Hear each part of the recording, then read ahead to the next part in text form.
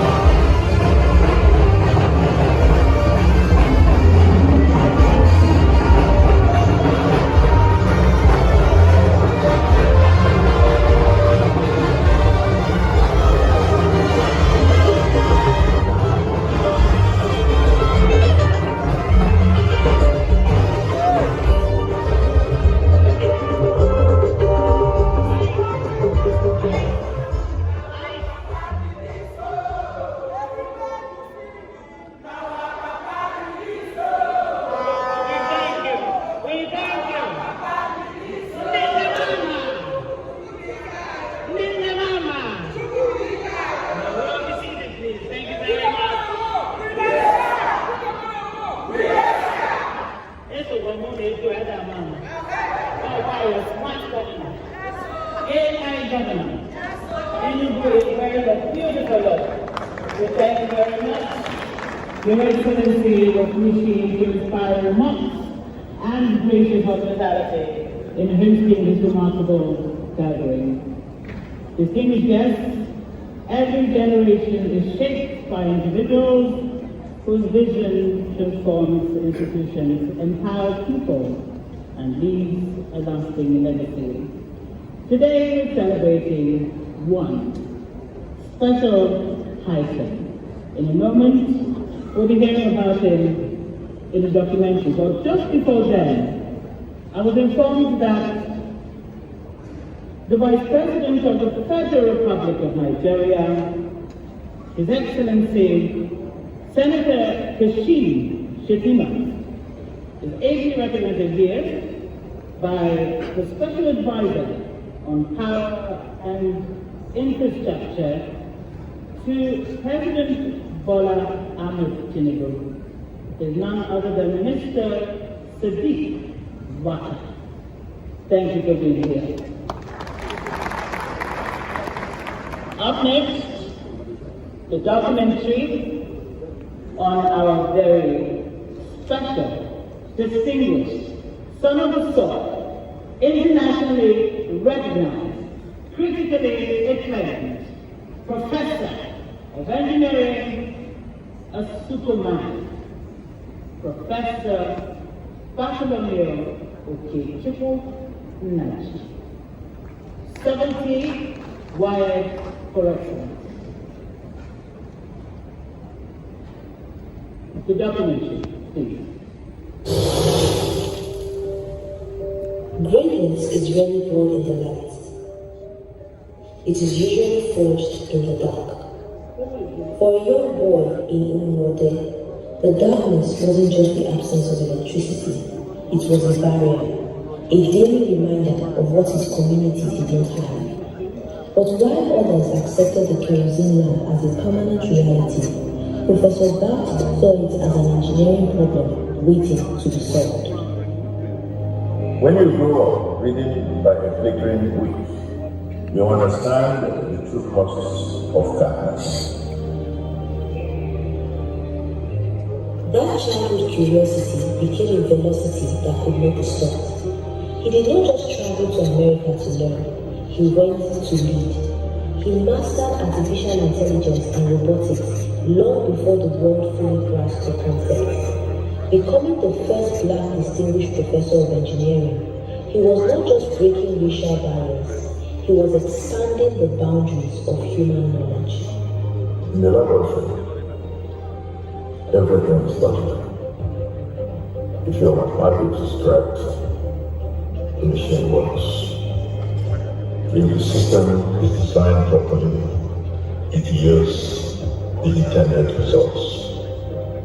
But even with all the global exposure and academic work, I kept looking back home. It takes a specific kind of courage to leave the comfort of global acclaim and step into the chaos of national reform. But a true patriot cannot rest when his home is calling. As Minister of Power, he drew the roadmap. He engineered the framework to privatize the grid and modernize the sector. But he knew that policies on paper do not power homes. He needed to prove it could be done.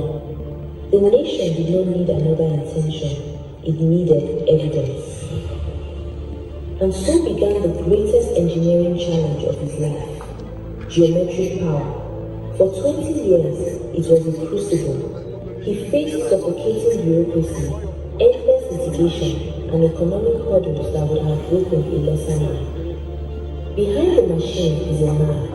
Behind the public battles is a private discipline. Behind the weight of vision is a family that knows the cost of purpose. This is where the world meets not just the engineer, but the husband, the father, the man.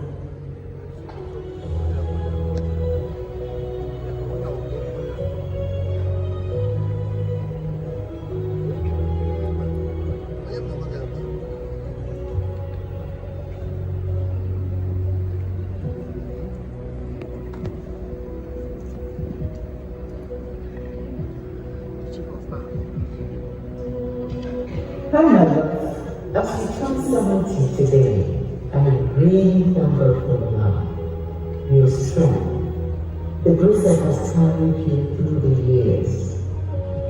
The world knows you as an engineer, a reformer, a thinker, a builder, a peacemaker, among so many other things.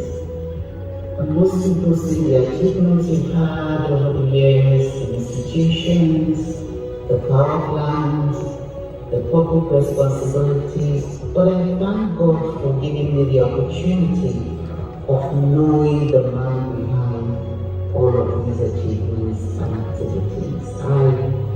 I know the discipline it takes to get there. Growing up with him, the lesson was never simply to be successful. The lesson was to live with purpose. He taught us that intelligence only has meaning when it's guided by integrity, used to solve problems, and dedicated to make a difference in the lives of others. He taught us that integrity is the most valuable currency you will ever possess, something no one can take from you and no amount of money can replace. I remember back in 2018 when we used to have many periodic meetings at the geometric office in Abuja. We had just finished 9-year struggle over the aberrant fence. The sacrifices you have made, personal sacrifices, financial sacrifices, and more. I know the long nights, the difficult decisions you've had to make, the weight you have carried on various fronts for so many years. And I really, really admire all that about you. But something that stands out for me is your personal sacrifice, your generosity, your resilience, your discipline, and of course your love for all. And your love for me. He taught us that no achievement has lasting value without God at the center of our lives. He showed us that faith isn't just something we profess. It's the foundation on which we build our decisions, our families, our work, and our character. He reminded us that while success may open doors, it is God who gives purpose, direction, and the strength to walk through them. Growing up and watching my father growing geometric and all the sub-companies under it have really shown me how resilient he is. He's like the waves in an ocean. They always keep going, morning till night, night till morning, never stopping. Professor Nnaji, my second daughter, I want to say He's a very good man, a family man. He sees his family first over any other thing.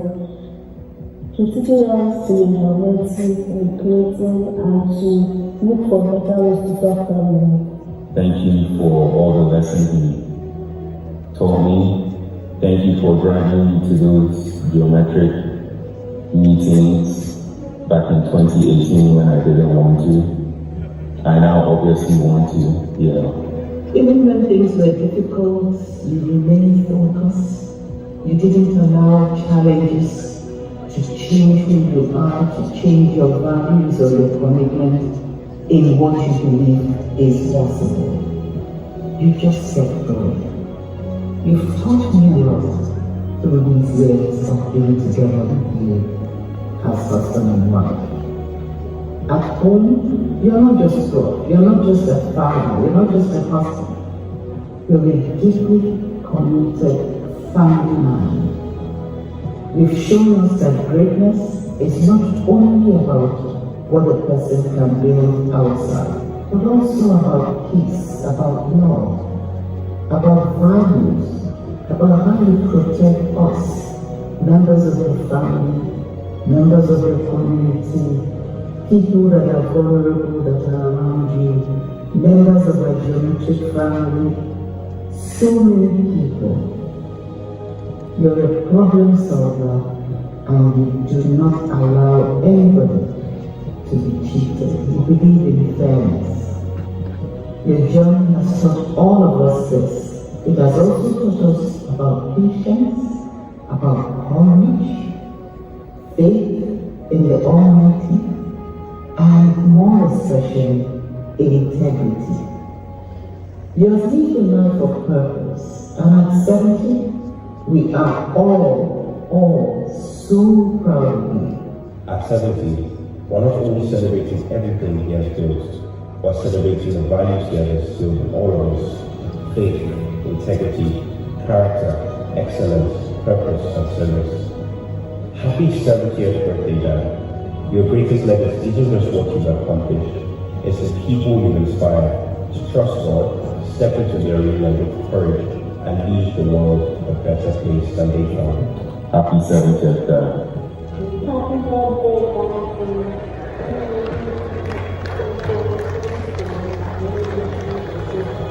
May the Almighty continue to strengthen you, to bless the work of your hands, to guide you, and to keep us all alive, healthy. Should I say healthy? So happy and content in what you are able to contribute to the problem. Thank you so much, and enjoy the celebration. And may you look ahead. Love you.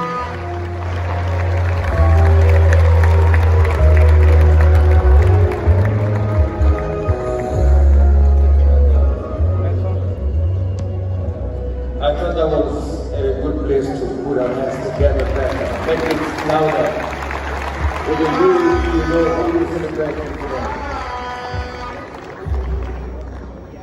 While we uphold and recognize and celebrate the Titan in our midst today, Professor Nnaji, I like also that we appreciate his amiable wife, because behind every successful man, there is a good woman standing with him. This that we appreciate and let that be warm well.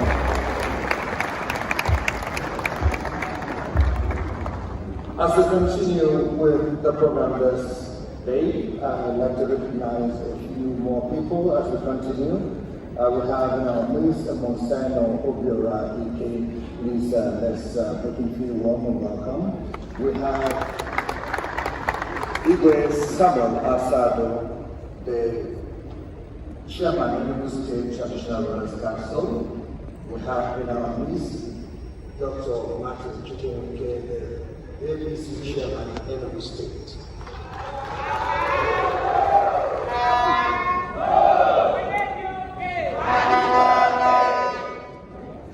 We also have in our midst Her Excellency Princess Patricia Nnaji. She is here representing the Deputy Governor of Ebonyi State. with a freeborn.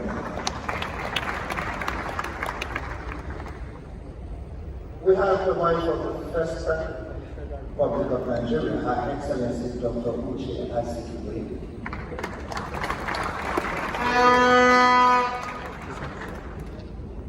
We have State Governor, State, so Chidebere Onya.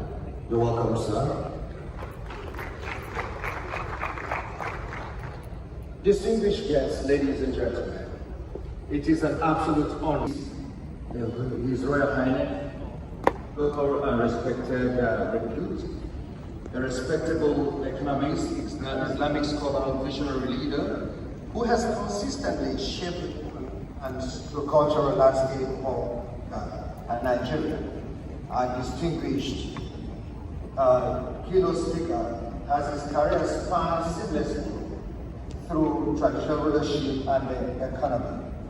He is the Emir of the country, no other than His Royal Highness, Habib Dr.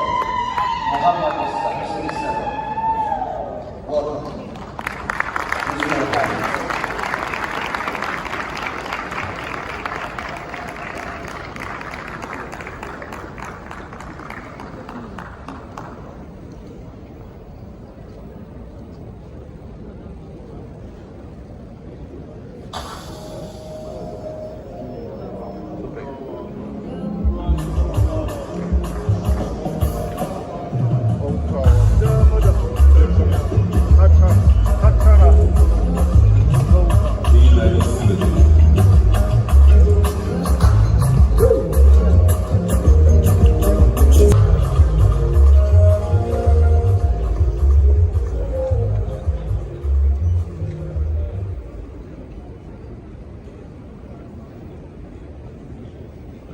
I apologize, I will not be able to compete with Baba in his dancing steps.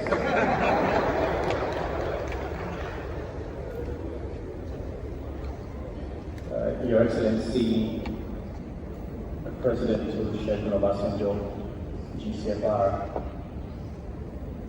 Your Excellency, the Governor of Enugu State, Barrister Peter, Your Excellency, my friend and my brother, Dr. Alex Chioma Oti, Governor of Abia State, Your Excellency, Mr. Azikiwe,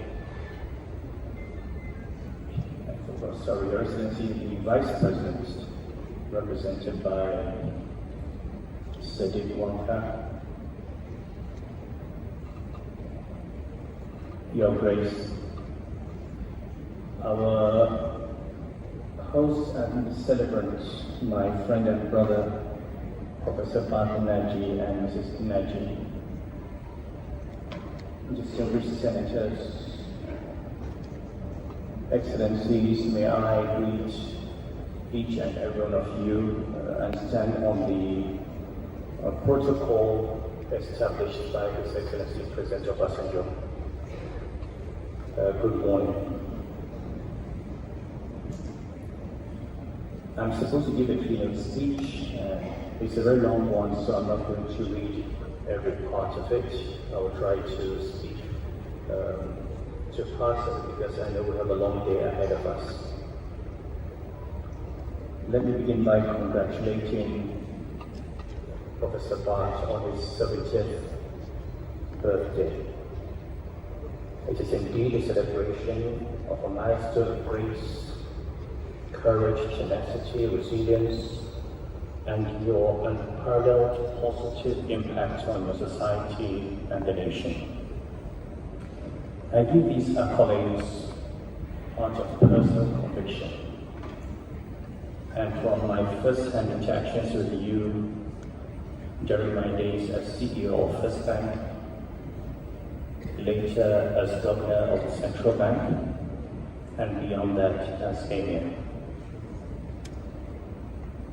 I worked closely with you to ensure that judicial power became a reality. Here we celebrate a man with immense wisdom, character, high business acumen, and love for this country. Many here do not know what Professor Nnaji went through to get the Aba Integrated Power Project working today. In fact, many of us do not know what it takes for all our businessmen who have the courage to invest in the real economy to get things done. It is easier in this country to deal in shares, to be in arbitrage in foreign exchange, to go and be a contractor with inflated contracts, than to actually build something. Try and ask Aliko Dangote what he went through to build the refinery, or ask Nnaji what he went through to build a power plant, and you know what it takes to build the real economy in Nigeria. And that's why without them, we will not have a real economy, and without them, we will not have a future. Thank you.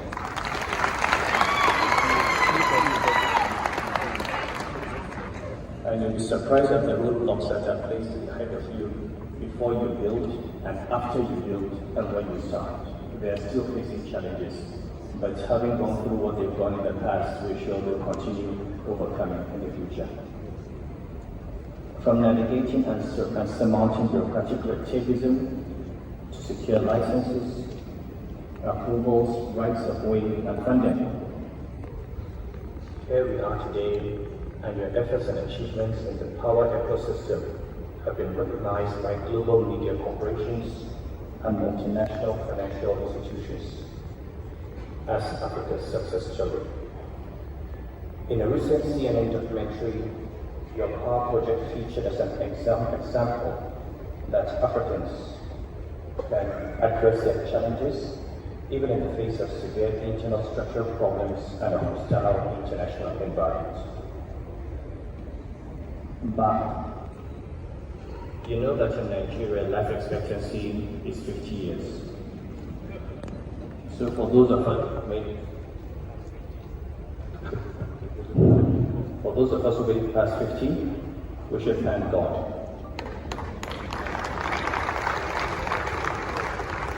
God has given extra 20 years. And pray for many more years in good health and even greater contribution to the world and our dear country. President Obasanjo has prayed that you add another 50 years to your life. We are not going to wait for you. You will meet us there. Well, we say amen to the president's prayers. We value your contributions and your persistence to see our dear country work. I've been asked to speak about energy security and economic growth. What is energy security? According to the International Energy Agency, energy security is defined as the uninterrupted availability of energy sources at an affordable price. Energy security has many aspects. Long-term energy security mainly deals with timely investments to supply energy in line with economic development and environmental needs, while short-term energy security focuses on the availability of the energy system to react promptly to sudden changes in supply-demand balance. Energy security and national development are inextricably linked. A reliable, affordable, and sustainable energy supply is a foundational driver of economic growth, industrialization, and poverty reduction. Without consistent access to power, nations face stunted productivity, high operational costs for businesses, and compromised socio-economic development. Industrialization can only happen with energy. When businesses, whether small scale or large manufacturers, have affordable energy supply, they are more productive and can plan more effectively. Empirical data from the IMF demonstrates that energy security directly determines macroeconomic stability, industrial competitiveness, and inflation trajectories globally, and that even minor short-lived disruptions to energy supplies can drag global GDP growth down and cause consumer inflation to accelerate. Energy security also has an impact on infrastructure and public welfare, as reliable energy is essential for the continuous functioning of critical sectors, including healthcare, education, ICT, and transportation. The world is moving out to electric-powered vehicles. And we need to ask ourselves, will Nigeria be left behind in this trend? There are a number of questions that should be in our minds. Nigerian policymakers should propel us to seek ways to close the energy gap so that we global trend. Energy insecurity frequently leads to economic instability, inflation, and social unrest. Securing energy infrastructure from physical threats and supply chain disruptions is paramount to maintaining national stability. For long-term development, energy strategies must address climate change and environmental degradation. Transitioning to cleaner, diversified energy mixes, such as integrated natural gas as a transition fuel, and scaling renewables like solar and wind, ensure that development does not compromise future ecological integrity. Our country's inability to provide sustainable and affordable energy remains a nightmare for national development. For several decades, the energy crisis has contributed to the incidence of poverty by paralyzing industrial and economies. The continuous loss and underutilization of energy has cost the country a lot in losses and numerous health hazards due to the exposure to carbon emissions caused by constant use of backyard generators in different households and business enterprises. Unemployment and high cost of living have also resulted from this, leading to a deterioration of living conditions. Despite being a major player in the global economy, our energy sector is plagued with inefficiencies and setbacks. These affect the energy security of the nation. The challenges facing Nigeria's energy sector are numerous and complex. The heavy reliance on diesel has led to an increase in demand for the resource, but its availability and pricing remain major issues in the country. Petrol, Nigeria's most controversial energy source, is also marked by inefficiencies and corruption. The security of petrol as a resource is in the hands of a small group of elite who make decisions regarding its distribution in their own interests rather than the interests of the general public. The natural gas sector has similarly been affected by availability and affordability issues that discourage average citizens from demanding LNG. Kerosene supply has been controlled by major middlemen and unlicensed personnel in the petroleum sector, resulting in increased prices for consumers. Other challenges include corruption in the sector. So why are we still here? Nigeria's energy security faces critical threats from systemic underinvestment, rampant infrastructure vandalism, and financial dysfunction across the value chain. These structural barriers severely limit the generation, transmission, and distribution of electricity, and disrupt the steady supply of petroleum products nationwide. Investment challenges in Nigeria's power sector are primarily driven by sector illiquidity, a lack of cost-effective tariffs, and regulatory uncertainty. If you want to see the impact of electricity on an economy, just look at geometric and Abia. Look at the transformation in Abia State.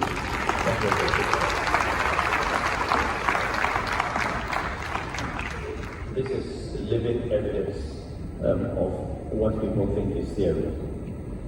Outdated transmission and distribution networks lack capacity, resulting in frequent grid collapses and high technical and non-technical power losses. addressing the roughly $100 billion funding deficit required to stabilize the great demands deep structural market overhauls. According to Sam Nnaji, successful governments fail to invest adequately in generation, transmission, and distribution capacity, leading to the decline of the electricity industry as the national grid became unable to meet rising demand. He also observed, and Nnaji was a regulator, so he knows the sector very well. He also observed that the sector needs billions of dollars for critical upgrades and expansion. Let me go off cover just now that I mentioned Sam and tell you a small story. When the privatization of the power sector was happening, Sam Nnaji was concerned that many of the discos that were being shortlisted did not have the financial capacity to do what they promised to do. Now, he came to me then as governor of Central Bank. Some of the discos were owned by people whose companies were with AMCON, who had non-performing loans already with banks. And he had wanted me to formally write and draw the attention of the government to the discos. Now, at that time, I was in the middle of my own political issues. So I said, Sam, I'm not an electricity regulator. I'm regulating the banks. You want me to write, you write me a letter and tell me, give me a credit record of A, B, C, D, and I'll give it to you. The letter never came, and so I never wrote. But what happened? His fears later materialized. People took over discos, made no investments, turned them into cash cows, increased leakages and illiquidity in the system, and we are where we are. And the reason was that at the time they were being given these licenses, those giving the licenses knew that they did not have the financial wherewithal to do it. So many of the problems in this country are self-inflicted. We created them ourselves, and we need to change our values and our attitudes before anything can change.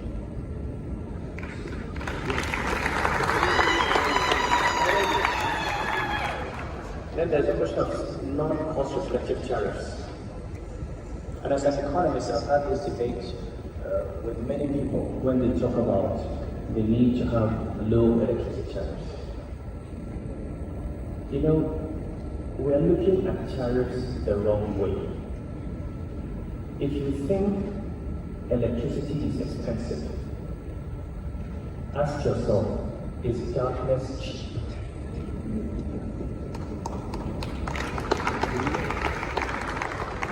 So, you know, you go to a village, you go to a poor person, you give him electricity at a very high tariff, but he has electricity 24/7. He can set up a micro, small, and medium enterprise that will make him enough money to pay the tariff. Without electricity, he has no hope at all. He cannot buy his generator, buy his diesel, supply his own power, and build an embassy. So I think we should stop this, change this mindset about thinking that we want to keep tariffs low and get investment into the sector. We need to allow tariffs to reflect costs, and those tariffs will come down over time. And that is the only way to grow the economy.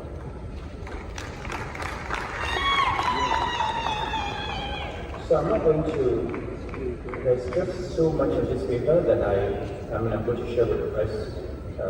I will try to jump many parts, and I would like to talk a little bit about some of my own history with art and my role with Geometric Art.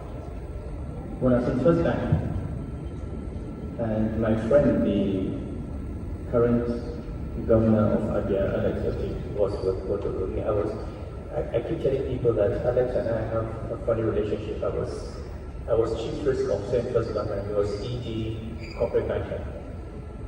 For those of you who know banking, the chief risk officer and the heads of the marketing department, marketing directorates are always fighting. Because Alex kept accusing me of trying to kill business. And I kept accusing him of trying to destroy the bank. And the truth is always somewhere in between. So we would fight and fight and fight, and we get to a compromise, I'll move a bit and remove a bit, and finally get approvals. And that's how those friendships were. From fight from morning till evening, then come to that and people actually were shocked when they see us fighting in meetings. They thought we'd come to blows. Then after that, they come and see us as friends. But that is how banking worked. And geometric power was a big one. Big fights. At that time, just 9.3 billion we were looking for. It wasn't dispersed at the end because I think before it was dispersed, the banking crisis happened and moved on to the central bank. But that was my first engagement with geometric power. And the second, I was governor of Central Bank.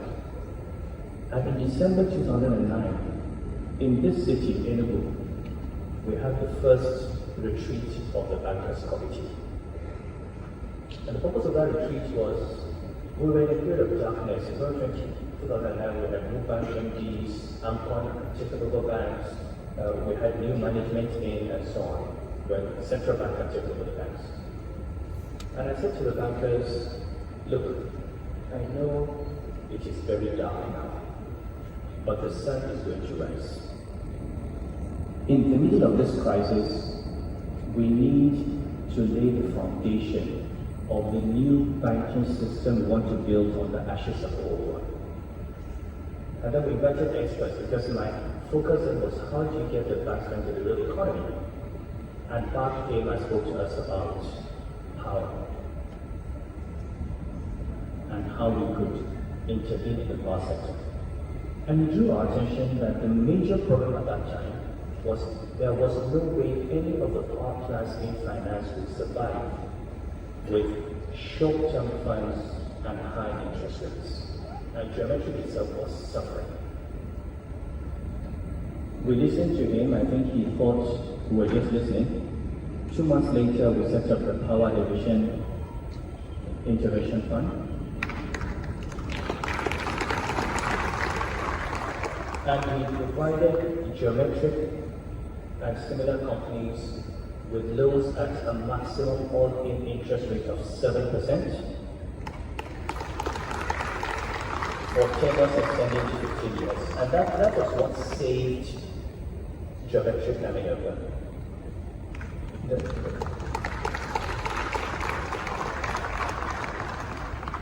Then my third intervention with geometric. This time, Dr. Alex Ochi, I moved from First Bank to Diamond Bank. And geometric had substantial liabilities denominated in US dollars. Now imagine when I was governor, exchange rate was 115 naira to the dollar. Today it's about 1,300, 1,400. So imagine if geometric was sitting on dollar liabilities today, and the exchange rate has moved from 150 to 1,500 or whatever, with its income stream being in naira. It will not take it to be wiped out totally. It was clear to us that it was a big risk to the sector. Alex, being my friend, came and said, you need to do this for me. I want to convert these dollar loans to naira. So we're able to convert geometric dollar liabilities to naira.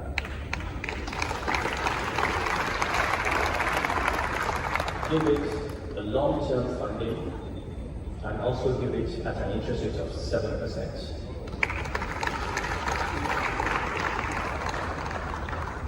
I'm saying all of this because as Alex continues to succeed from geometric, I'm entitled to a commission.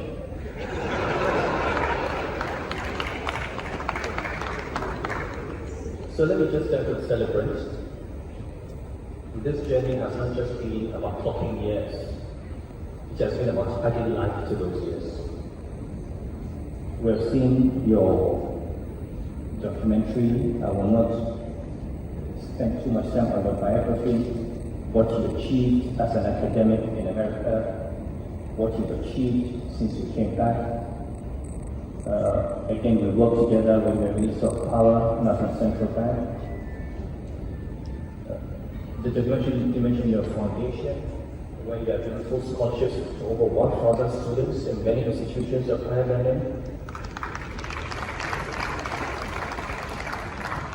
with beneficiaries coming from across the Federation. Professor Nnaji stands as one of Nigeria's most accomplished engineers and visionary leaders, whose life and work have profoundly shaped the nation's scientific and energy landscape. Unlike other academicians who theorize, Prof practicalizes his profession and has contributed to humanity in solving everyday problems. His venture into the power sector is one of those contributions, and IBMs are the beneficiary of this. And you know, when I say IBMs is Nigeria, this country is made of 36 states and FCT. Rather than a competition where nobody is benefiting, if one state does well, that is one state less among those other problems. So if IBM succeeds, we're happy. We hope next time to be kind. Next time, then the thing with Nigeria is when you see one state do well, you want to bring it down. Instead of having 36 badly performing states, and that's why our governors are very important. We concentrate so much on Abuja. You have 36 governors. If 18 of those governors do well, half of the country is doing well. And that's what we need. Abuja is one big risk. You have a good president, the nation does well. You have a bad one, all of us suffer. So our protection as a risk manager, our mitigant to the risk of Abuja is to have good governance who can shield us from any problems that come from there and be the shock absorber. So I'm happy for Abia. I'm proud of Alex. I'm happy with Enugu. I've heard a little bit of what the governor has done today.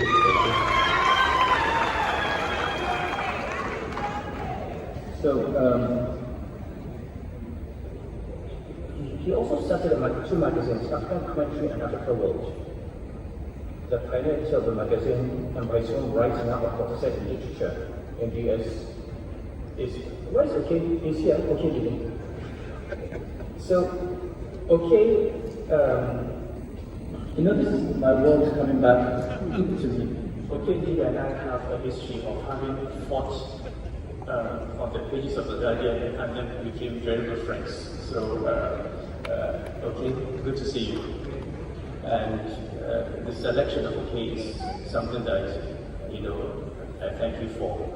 But so his outside contributions to science, engineering, and public service have earned numerous prestigious honors. Among them are the World Bank IMF Africa Group Distinguished Scientist Award, the Baker Distinguished Research Award, the highest research honor from the International Institute of Industrial Engineers, and the U.S. Secretary of State's Distinguished Public Service Award in 1995. In 2014, he was further recognized with the West African Power Industry Lifetime Achievement Award. Nigeria has also recognized him with many national honors, including Nigeria National Order of Merit, the country's highest intellectual honor, and Commander of the Order of the Niger.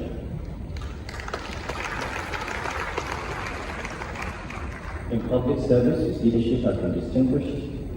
He served as Federal Minister of Science and Technology in 1993, and later he was Special Advisor to the President on Power 2010-2011 and became the pioneer chairman of the task force from June 2010 to 2011. His exceptional performance in these roles led to his appointment as Federal Minister of Power in 2011 to 2012, and again I was honored to work with him as Governor of Central Bank while he was Power Minister.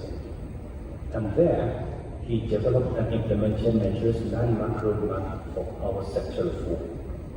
Under his leadership, Nigeria undertook historic privatization of the power holding company of Nigeria, marking a major step towards modernizing the electricity industry. I should add as well that when the privatization was happening, there was no money in BP, and they came to me, Central Bank, and the Central Bank actually provided the $10 million for the consultants that without which would not happen. So this is, again, Alex, my commission is going up. Professor Nnaji has continued to shape national development in various leadership roles. He serves as a co-chancellor and chairman of the governing board of Bells University of Technology, as we've just heard, OTA, since 2018, and currently chairs the advisory board of the Nigeria Prize for Science, sponsored by Nnaji, and furthermore, he serves as the chairman of the Ebonyi State Economic Team. To the younger generation gathered here, Professor Bart, as a role model, is someone you should emulate. He's an innovator, he's hardworking, committed, giving, and rooted.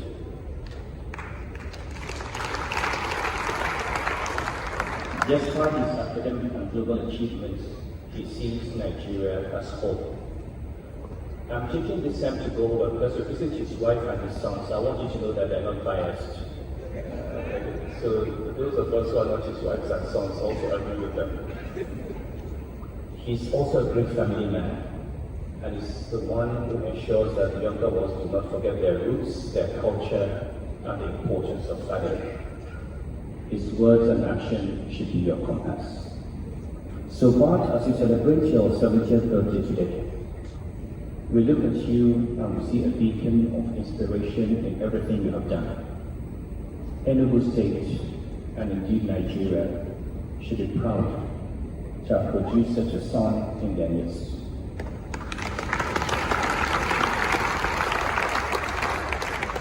We pray that Almighty God continues to bless you with sound health, peace of mind, and the joy that you so richly deserve.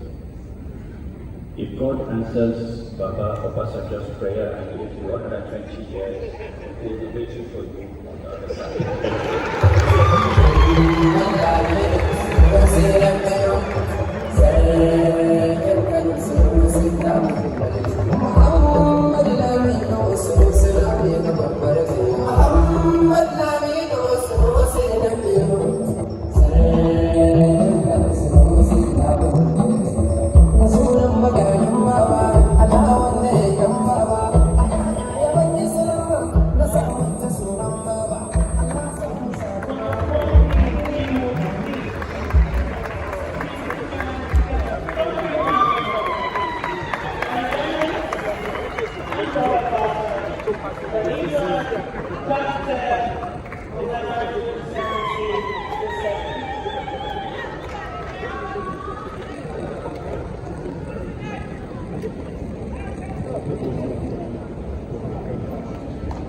Thank you very much.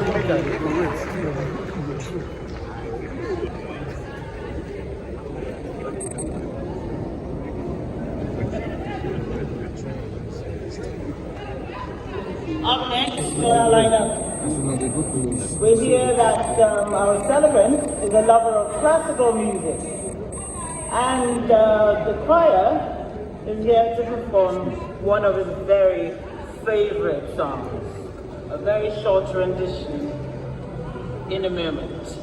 Ladies and gentlemen, may I introduce to you Collloquium.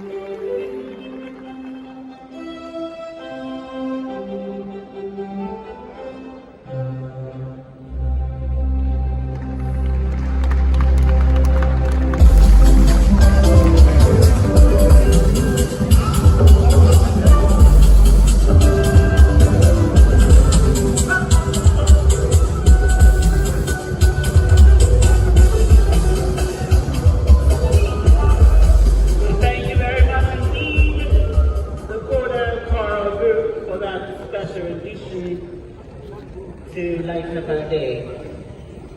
Today we're going to switch things a bit from the usual protocol, and that's to match the exigencies we have today. So ladies and gentlemen, we have 3 goodwill messages from eminent personalities that will be coming up in succession.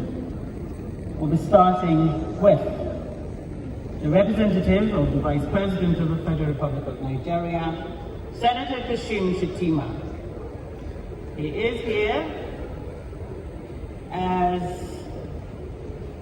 Special Advisor on Power and Infrastructure to President Bola Ahmed Tinubu in the name of Mr. Sadiq Waka. Put your hands together for him, please. As he makes his way to the center stage, Mr. Sadiq Waka. You're welcome, sir.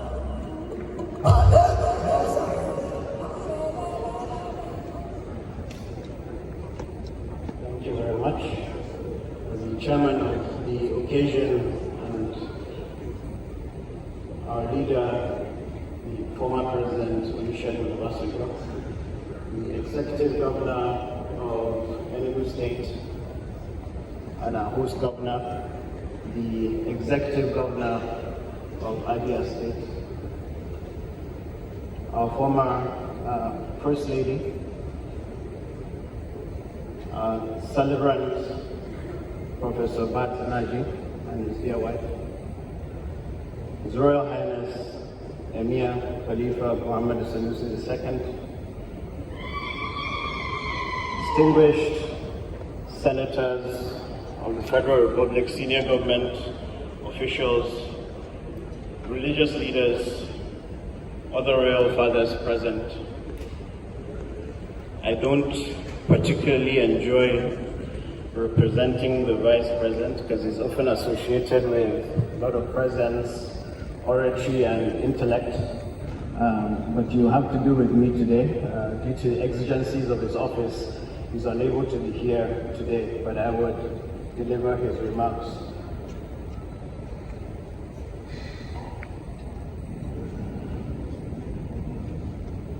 In September of 1882, on Pearl Street in Lower Manhattan, man flipped a switch and the lights came on. The world has never been the same since.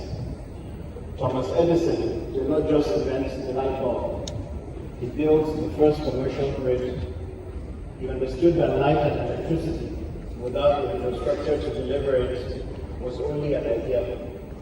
And Edison was not just an ideas man. He was a builder. A stubborn, relentless, visionary builder who had registered over 1,000 patents during his lifetime. Today we celebrate the man I would call our Edison from Umoja. Our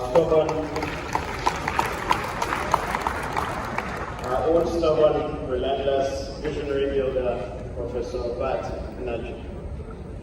The parallels between the lives of the two men are not imaginary, but deep and meaningful. Like Edison, Professor Nnaji came to the problem of power with the rigor of science and engineering.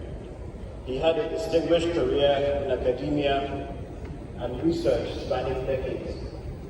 He lectured in some of the world's finest institutions, authored works of engineering scholarships that appear in journals and classrooms, and earned a reputation as an inventor of real distinction.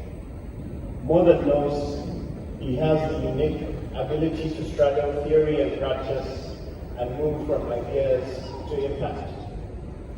Unlike Edison, who built his famous Menlo Park laboratory as a machine for churning out inventions, not one at a time, but systematically, Professor Nnaji understood that Nigeria's power problem demanded not one solution, but a system. And that system is the Aba ring fence model. Edison's great insight was that electricity could not be separated from the architecture of its delivery. You needed the whole chain: generation, transmission, distribution, metering, collection.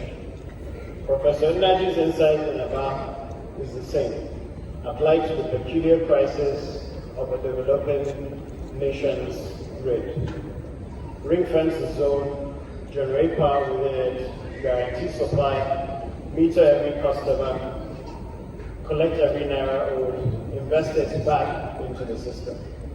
It sounds simple, but great ideas often do.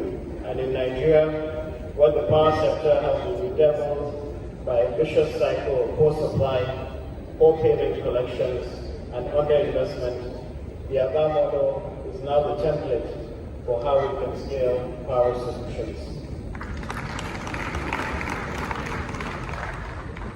As Special Advisor to the President and as Minister of Power, Professor Nnaji brought the same engineering precision to policy, accelerating the privatization framework, demanding accountability, and ushering in an era of sector governance still being studied and replicated. He was truly a man ahead of the times. And yet the journey has not been easy. It has been laden with challenges, and perhaps it is in those challenges that the comparison with Edison becomes even more apt. Edison was sued, he was squeezed by competitors, and doubted by financiers. And yet he held. Professor Nnaji has held too. Legal challenges over the Aba ring fence framework agreement have tested the resolve of the project and the man. The patience of lenders frayed over a project long delayed by intrigues and mischief outside of the control of the company he led. Gas supply shortfalls, low metering penetration, and a culture that views electricity as a social good and not a commercial service remain challenges the team in Aba continue to fight today. And still, the lights in Aba shine on.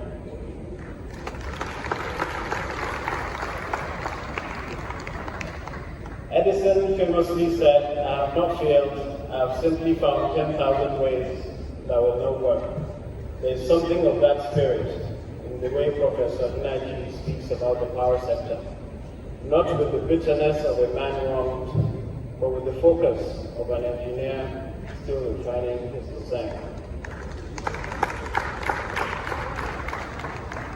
Because the work is not finished, and the nation, not just Aba, is in need of thinkers that will continue to forge forward.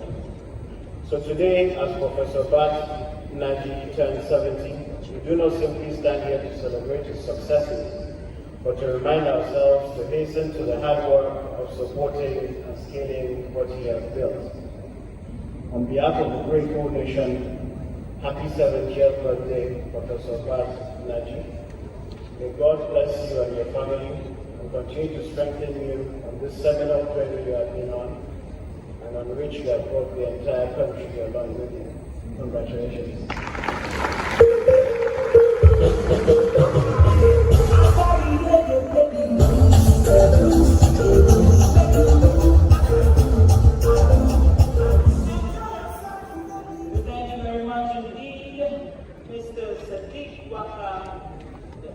Representative of our Vice President, Senator Shatima. Ladies and gentlemen, I'm about to introduce another governor who is doing marvelous things. He is none other than the governor of Abia State. I visited,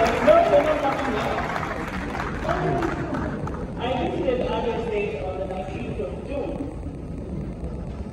and I was so amazed at the kind of work he embarked on. He extremely kindly humanitarian.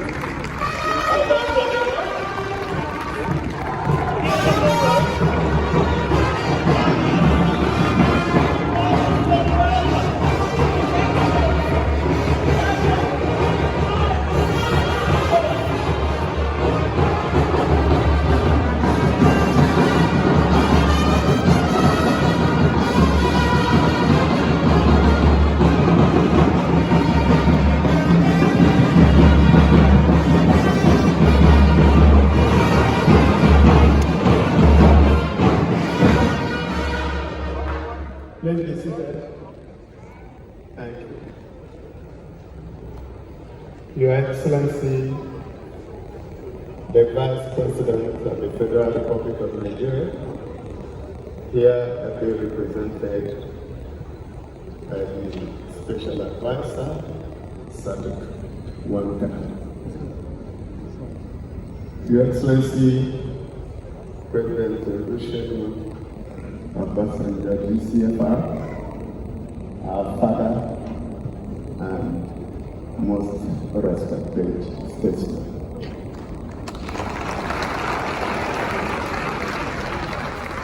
Your Excellency, my friend and my own brother, the Governor of Enugu State, Dr. Peter Mba,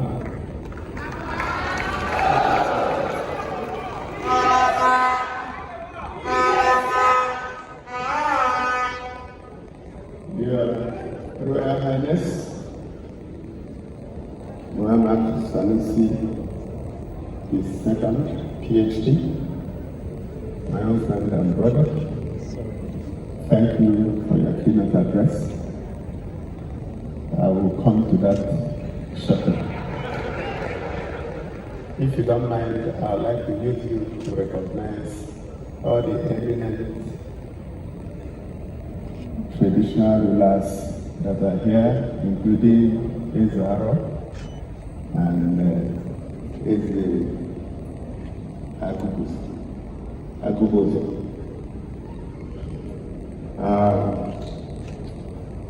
Archbishop Obinna, thank you so much for the prayers, and thank you for the impact that you continue to make even in your retirement.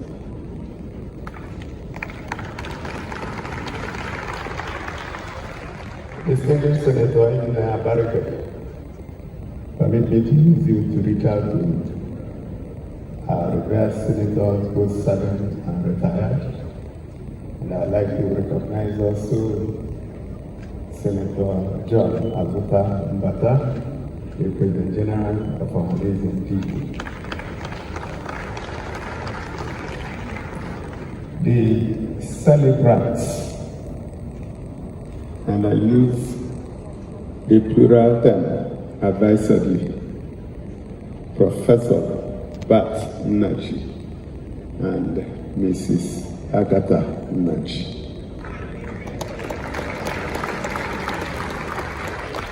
Distinguished ladies and gentlemen of the press. Somehow, I think I'm taken unawares because I didn't prepare to speak. So if I don't speak well, please pardon me. I want to start by celebrating Professor Bat Nnaji at 70. He's a man of many faces. He left the shores of this country, I believe in 1977, on a sports scholarship to New York. I don't know what happened to the sports. He needs to explain to us because I don't see anything about the sports around him anymore. He veered into engineering and artificial intelligence. By the way, MIT, he was studying artificial intelligence and robotics 41 years ago. And whatever you saw, because artificial intelligence is just coming up. So you saw tomorrow.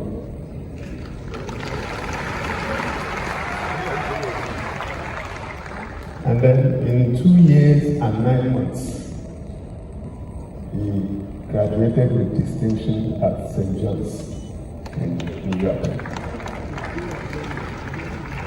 And he did a 4-year program in 2 years and 9 months. He still needs to explain to us. 1982, he got a master's. A year later, 1983, he had a PhD. Again, you need to explain. So that's why people say you are ahead of your time. When I told my wife that I was coming for Prof's 70th birthday, she said, "Is Prof 70? Is he only 70? I said, he's achieved all these things at 70. That means he started geometric maybe less than 50. I said, yes.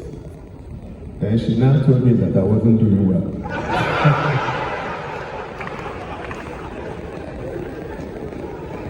So, Prof, you have set a high standard, difficult for some of us to attain, but we thank God. Before I return to you, sometimes you need to be careful what you ask for. My friend Jeremiah said he needed commission. And sometimes the commission can be negative. You know why? Because geometric is still struggling. So whatever commission you get today will be debt. So you share part of the debt. The last numbers were somewhere about $800 million. Negative. So maybe we'll give you 10% of that. The one thing that the Liema didn't say is his greatest contribution to geometry. He didn't say anything about it, sometimes he's very modest and humble.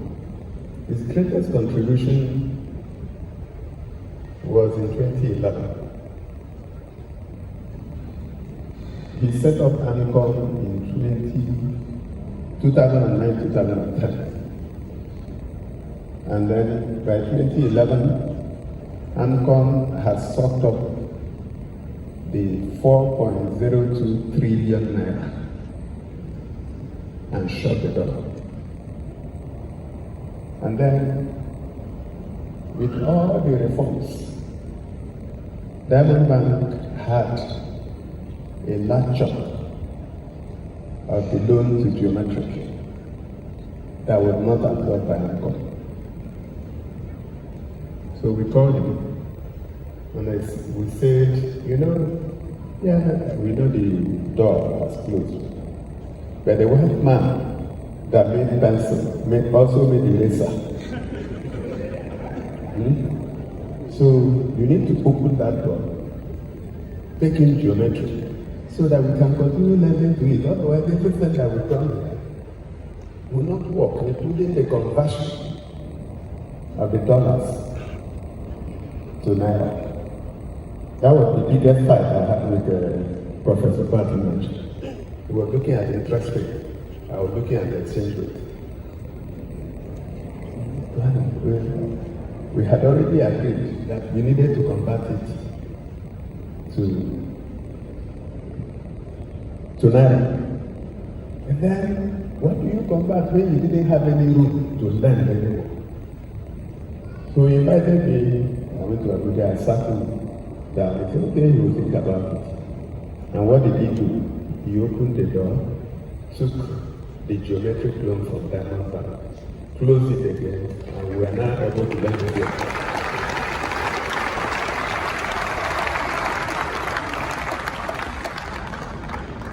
So, Your Royal Highness, we want to thank you, and we want to put it on record that you're a good man.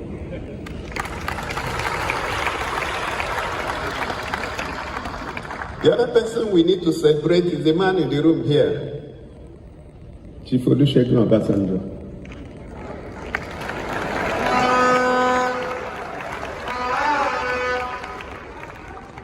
He granted the approval for Aba ring fence in May 2004.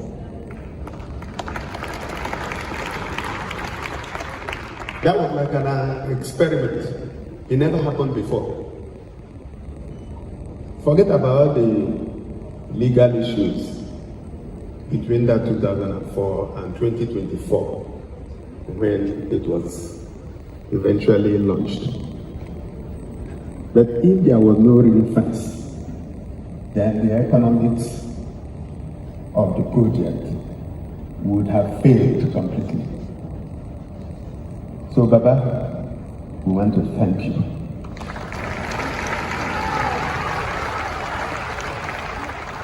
The final person I'd like to recognize is the Vice President of the Federal Republic of Nigeria, Senator Kashim Shettima, GCON. By the time he came to power in 2023, geometric was still struggling. Everything had been done.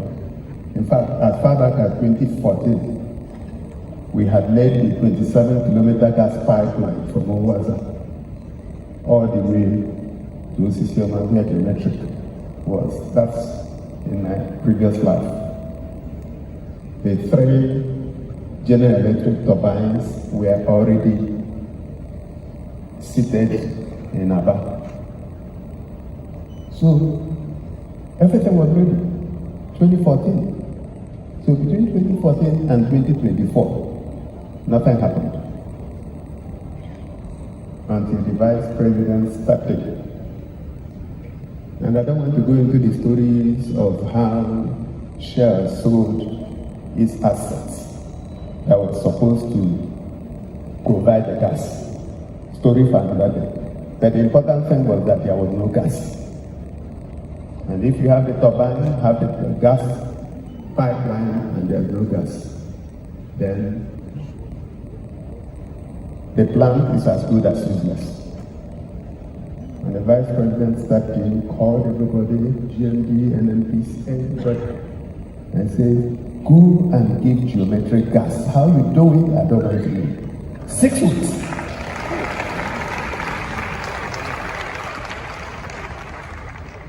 And that is where you know that our people can perform. In 5 weeks, they deliver gas. So February 26, 2024, geometric plant was launched or was commissioned. So I must put it on record and thank you. But back to Prof. We need to learn from your resilience. We need to learn from your can-do spirit.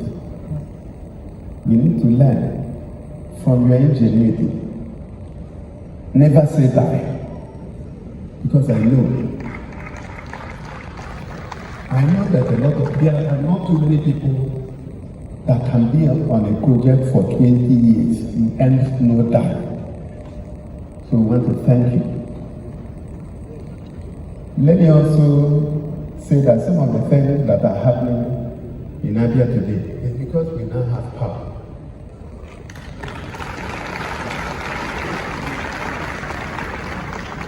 It was actually the existence of geometric that gave us the courage to launch our first set of electric buses. And interestingly, the second set will be arriving in another week.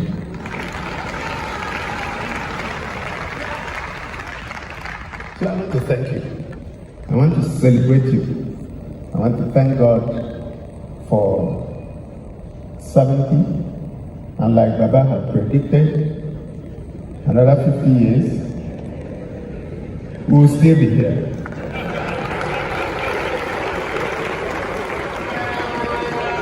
And I'm taking courage from the airmen.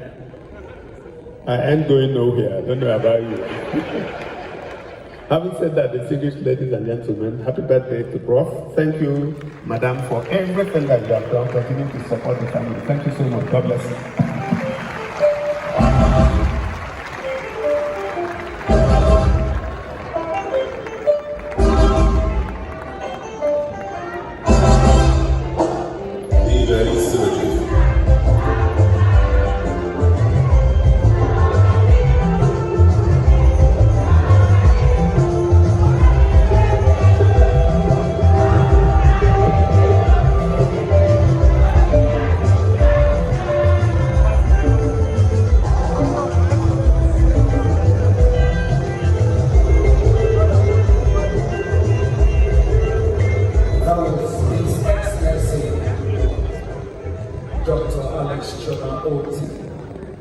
The executive governor of Abia State, we just come to give his good old message.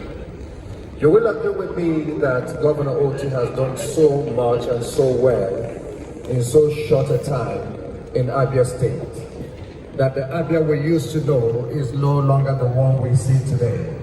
It means that Nigeria can be much better. Please, if you will, another hand of applause for him. In continuation of the goodwill messages, we're going to have another one coming from Engineer Adeleye Faraday, the Managing Director CEO of Nigerian Energy Limited, and be represented by Dr. Sophia Hospital, General Manager, External Relations and Sustainable Development. Please let's welcome Dr. Sophia Hospital as she comes onto the stage.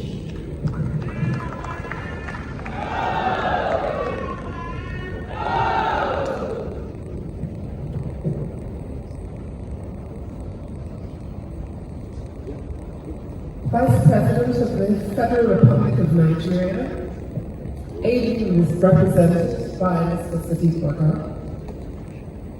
former President of the Republic of Nigeria, Chief Olusegun Obasanjo, Abia Statesman and Father, Your Excellency, the Governor of Enugu State, Dr. Peter Mba, Your Excellency, the Governor of Abia State, Dr. Alex Oti, our keynote speaker, His Royal Highness, Dr. Muhammadu Sanusi, the second Emir of Kano, other royal fathers here present, the celebrant, Professor Bat Nnaji and his adorable wife, Mrs. Agatha Nnaji. Permit me to stand on already established protocols. Good morning. I bring the good wishes, as has been mentioned, of our MD CEO, Engineer Edele Khalade, who would have loved to be here, but business exigencies have kept him from doing so. But he's very much here in spirit. He has given me a few remarks to share this morning, and I read verbatim. It really is a great honor to stand before you to celebrate the life of a truly remarkable man. You here all know him as our former Minister of the Federal Republic of Nigeria, an exceptional professional, a decorated scientist, and indeed a force to be reckoned with in the power industry. For us at Nigeria Energy Limited, Professor Nnaji is a pillar and a backbone to one of our most reputable corporate social investment programs, and indeed our flagship CSR, the Nigeria Prize for Science and Innovation. It was sponsored by NNNG, and the prize has been in existence since 2004. And Professor Nnaji has been with it from the very beginning. Indeed, has seen the birth of this distinguished global prize. It is therefore with pride I'd like to share a bit about our relationship with Professor. He has been long-standing and a highly influential stakeholder in the development, credibility, and the global positioning of the Nigeria Prize for Science and Innovation. While the inception, as far back as 2004, saw the start of Professor's association with the prize, it has gone on again with his guidance, with his wisdom, with his commitment to the prize, seen its conceptualization, and played a pioneering role in the vision for which this prize was set up. And that vision was really to celebrate the scientific achievement of Nigerians, or indeed scientists across the globe, whose achievements relate to the development and success of Nigeria. His keynote presentation, Leapfrogging Science and Technology in Nigeria, delivered in 2004, provided intellectual direction, reinforced the prize's ambition to drive that scientific advancement and national development, and indeed gave everyone the first flavor of a prize that has blossomed to what it is today. His early endorsement and public advocacy were crucial in raising the awareness, building the credibility among key stakeholders, scientists, policymakers, and indeed the public. His commitments continued well into 2013, following 4 consecutive years without a winner. It was for that reason, and on his advisory, NNNG initiated a stakeholders consultation to review and strengthen the prize's standing and obviously outcomes. Professor Nnaji was among a select group of respected scientific leaders invited to offer that also important strategic guidance. Taking on a more active role in his governance and administration, he was instrumental in reforms that strengthened the prize and boosted that stakeholder confidence, and has given it, as I said before, the profile that it enjoys today. Over the years, Professor Nnaji has become one of the most trusted and respected figures associated with the prize. This led to his appointment, deservedly so, as chairman of the advisory board in 2022.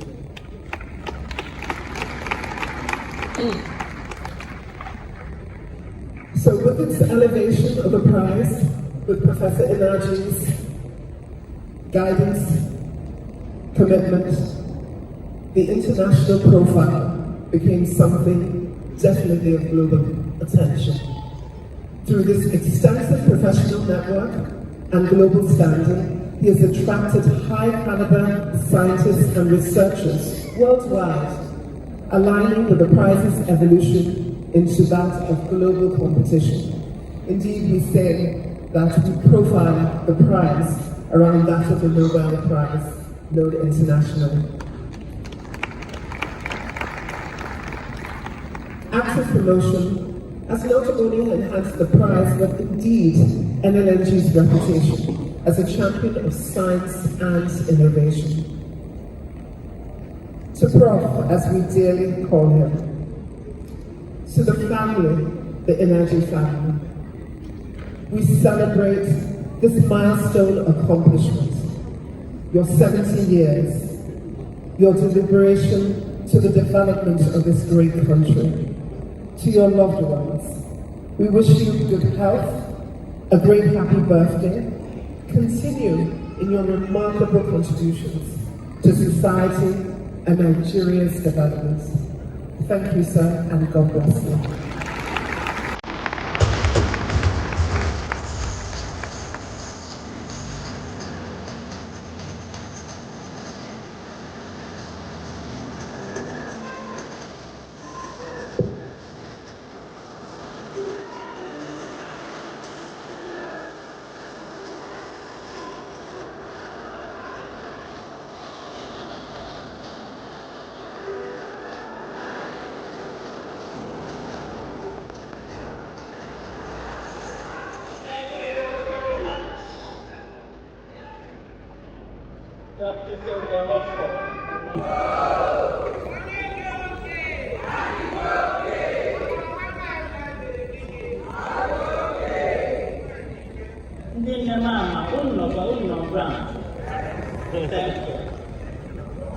We just listened to a video message by Engineer Adeleye Falade, MD, CEO, Nigeria LNG Limited, represented by Dr. Sophia Hostel, General Manager, External Relations and Sustainable Development. We thank you very much for that delivery, Dr. Hostel. We're privileged to have information that a press statement was released by the #1 citizen of this federation in honor of our celebrant. And it will be my privilege to read the press statement to you, sir. From the State House press release. President Tinubu congratulates Professor Nnaji on his 70th birthday. President Bola Tinubu congratulates Professor Nnaji, former Minister of Power, on his 70th birthday, celebrated on July 13. Professor Nnaji, an engineer and chairman of Geometric Power, served as Nigeria's Minister of Power from 2011 to 2012. He also chairs the advisory board of the Nigeria Prize for Science and is the Pro-Chancellor of Belgium University of Technology, Ogun State. In recognition of his expertise and patriotism, he was invited to participate in the presidential retreat for ministers and other top government officials immediately after the president assumed office in 2023. President Tinubu celebrates the innovator and administrator who brought integrity, brilliance, and discipline to his service to the nation as minister. Describing Professor Nnaji as one of the nation's critical players in the power sector, the President states further so much more that former minister demonstrated foresight and keenness of mind through the Aba Integrated Power Project. This is technology as well. I'll need the owner of the phone to come, if you don't mind. Dorothy, come forward quickly, come forward. It's a message that came especially for young cantonese. So I stopped somewhere. I need to get started. And let's continue from there.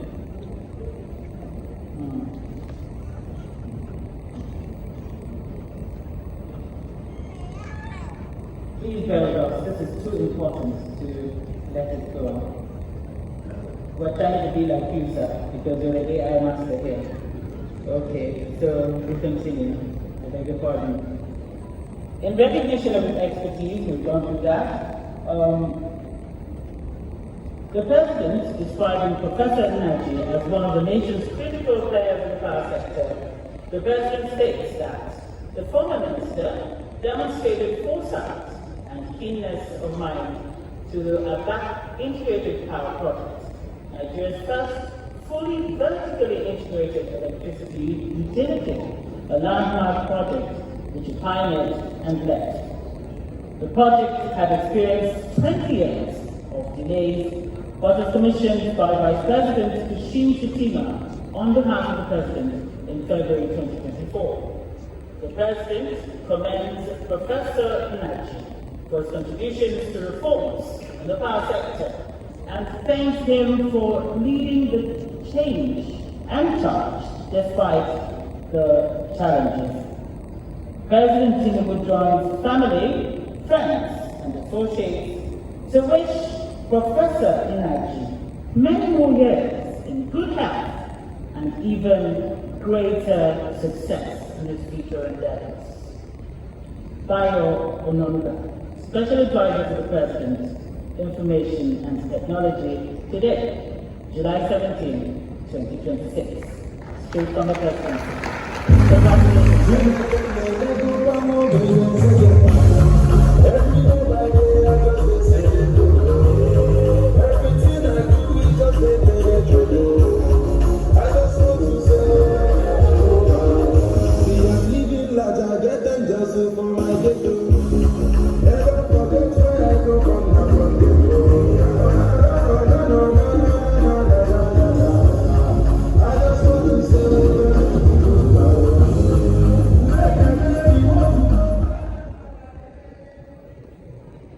Yes, we're all happy and glad that we have someone in the person of Professor Prof. Nnaji.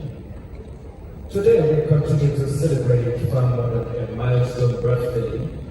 We have celebrated a lifetime defined by excellence, integrity, innovation, and selfless service. Professor Prof. Nnaji had a remarkable journey which reminds us that true greatness is measured not only by personal achievements, but by lives transformed.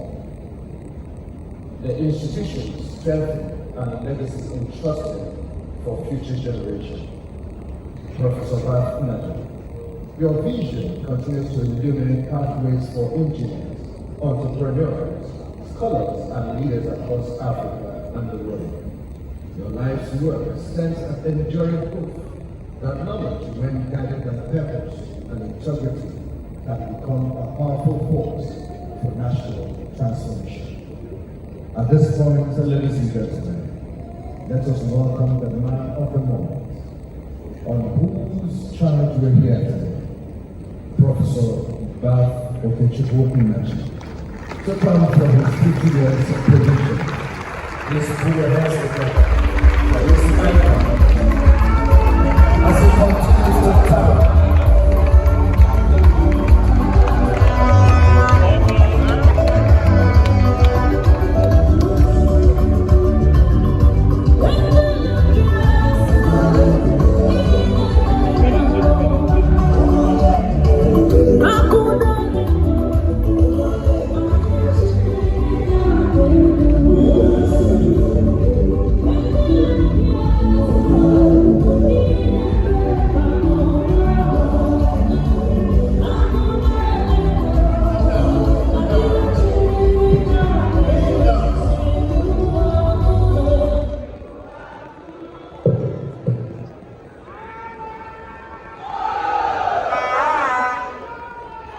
I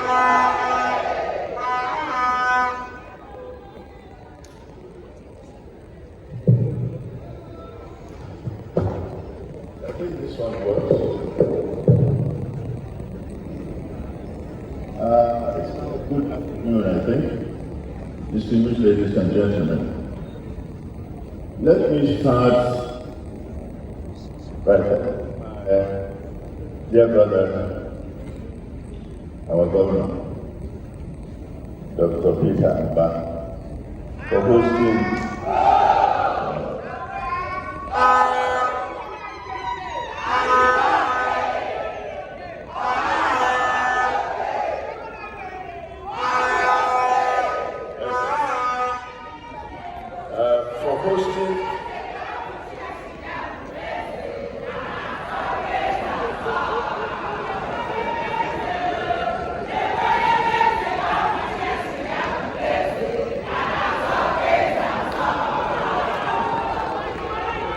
Thank you very much.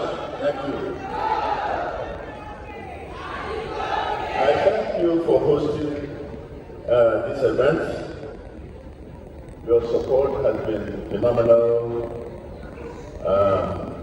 in ensuring the comfort of these very distinguished guests here.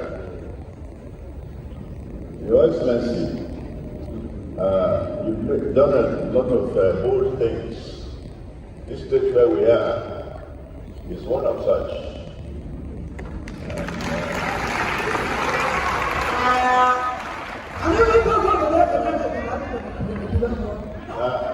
Enugu is another. But I have decided to champion one of your projects. I'm going to farm just on our page and promote it.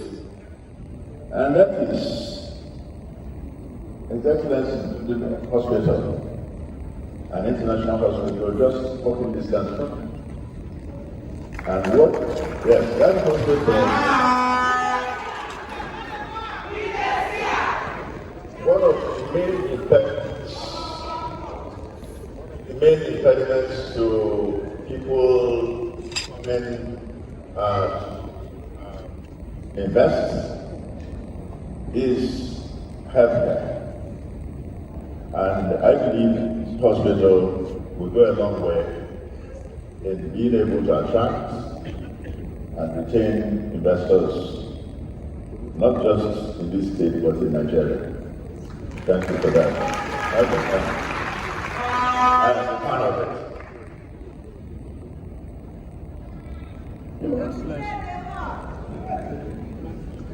Your Excellency, Chief Olusegun Obasanjo, DCFR, PhD. I'm proud of that PhD because I was there when you got it, sir.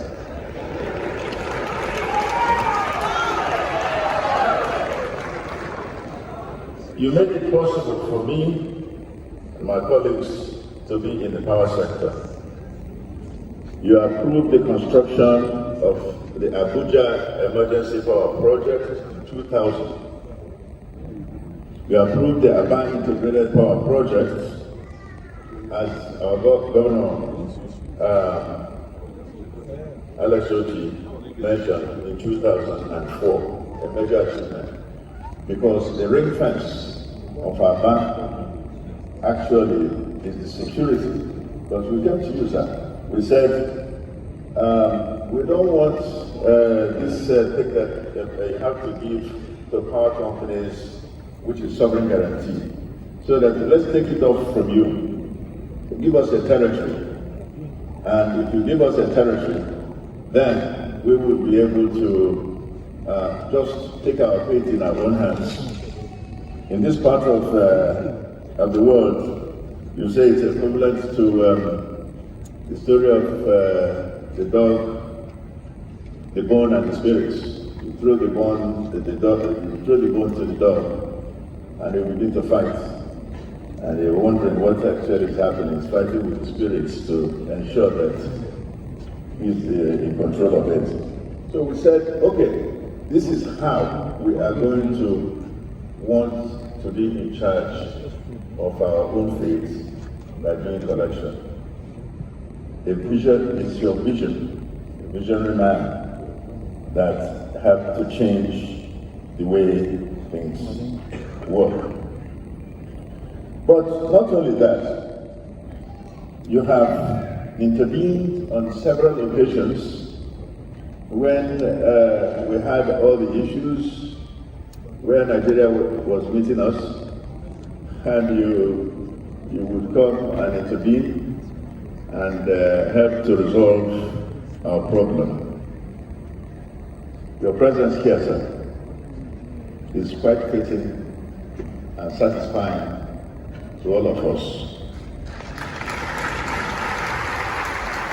Thank you for being a father to all of us.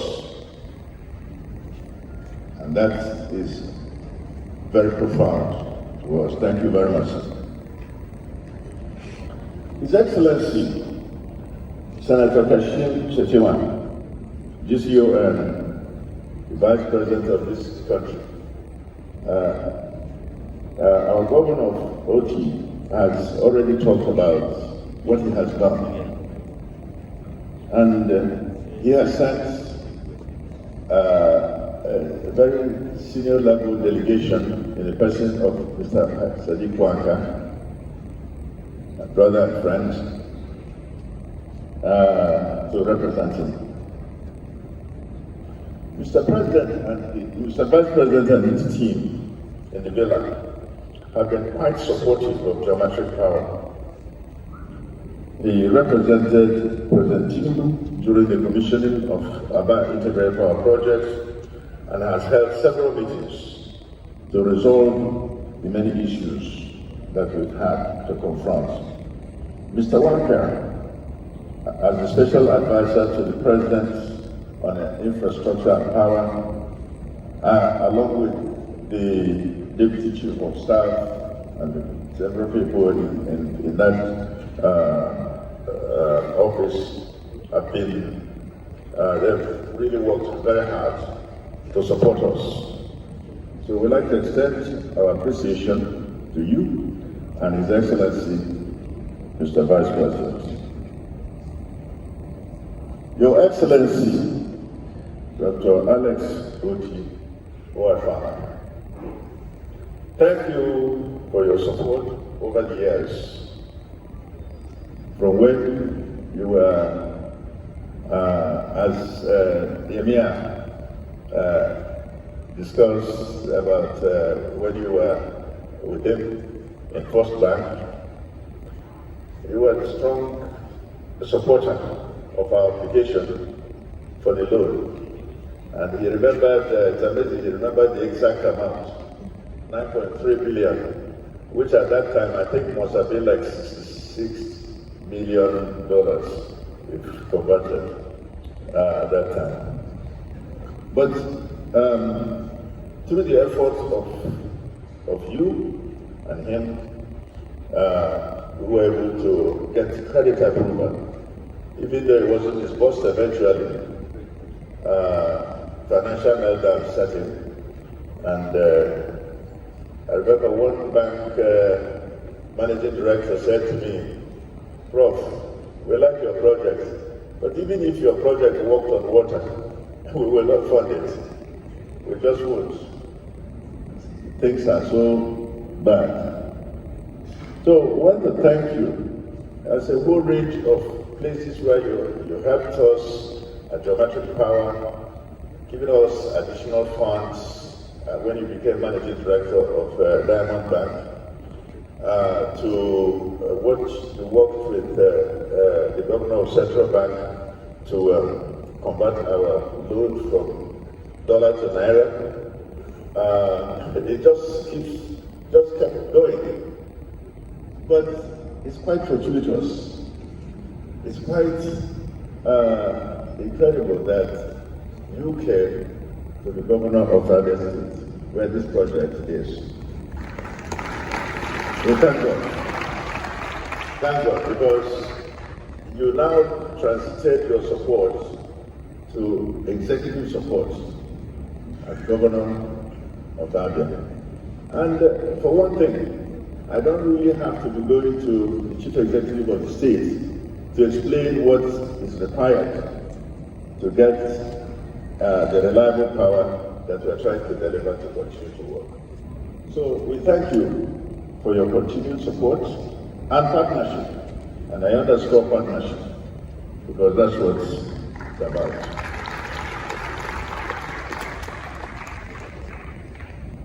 Your Royal Highness, Khalifa Sanusi II, Dr. Sanusi Lamido Sanusi, CON, Emir of China. I use this opportunity to thank you for the various supports you rendered to me and our company from when you were at First Bank to when you went to become the governor of Central Bank. I would say that when we were talking about this power project in Aba, there weren't many people who understood the vision. Of course, President Obasanjo understood the vision that what we were going to do, even though it's a model, but a model that can help to change the way we deliver power in Nigeria. But the finance institutions were not so forthcoming, particularly because there was no, I think we need to understand that when we started this project, it was NECA, Nigeria Electricity Power Authority. Being an authority meant that no other power company could exist, really. So only government. And so what the profoundness of what President Obasanjo did is that he said, okay, you can have this private power company. That's how we became the first indigenous power company. Because by doing that, the field began to clear, and eventually the act that was done the subsequent year came about, the Act, Electric Power Sector Reform Act. So, but Your Highness, you listened to me as you mentioned the meeting that was held by your Backers Committee, the very first one, about support for the private sector power, which everybody was suffering. How can you be lending money for a project that will begin to turn around in 7 to 10 years, and all the banks could lend was maybe 2-year money, 3-year money, at double-digit interest? It was not going to work.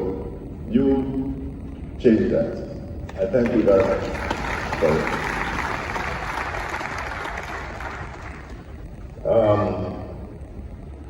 So I want to thank you also for honoring this gathering with your presence and your wisdom that you have so displayed, eloquently and consciously displayed, especially with this, your keynote address. I feel very humbled and highly honored by the presence of so many dignitaries here. I think that my university, Belgian University of Technology, they sent high-powered delegation here of principal officers. Where are you? Aha, they're there. I want to salute you. And they even made billboards and other things to support us here. Thank you very much.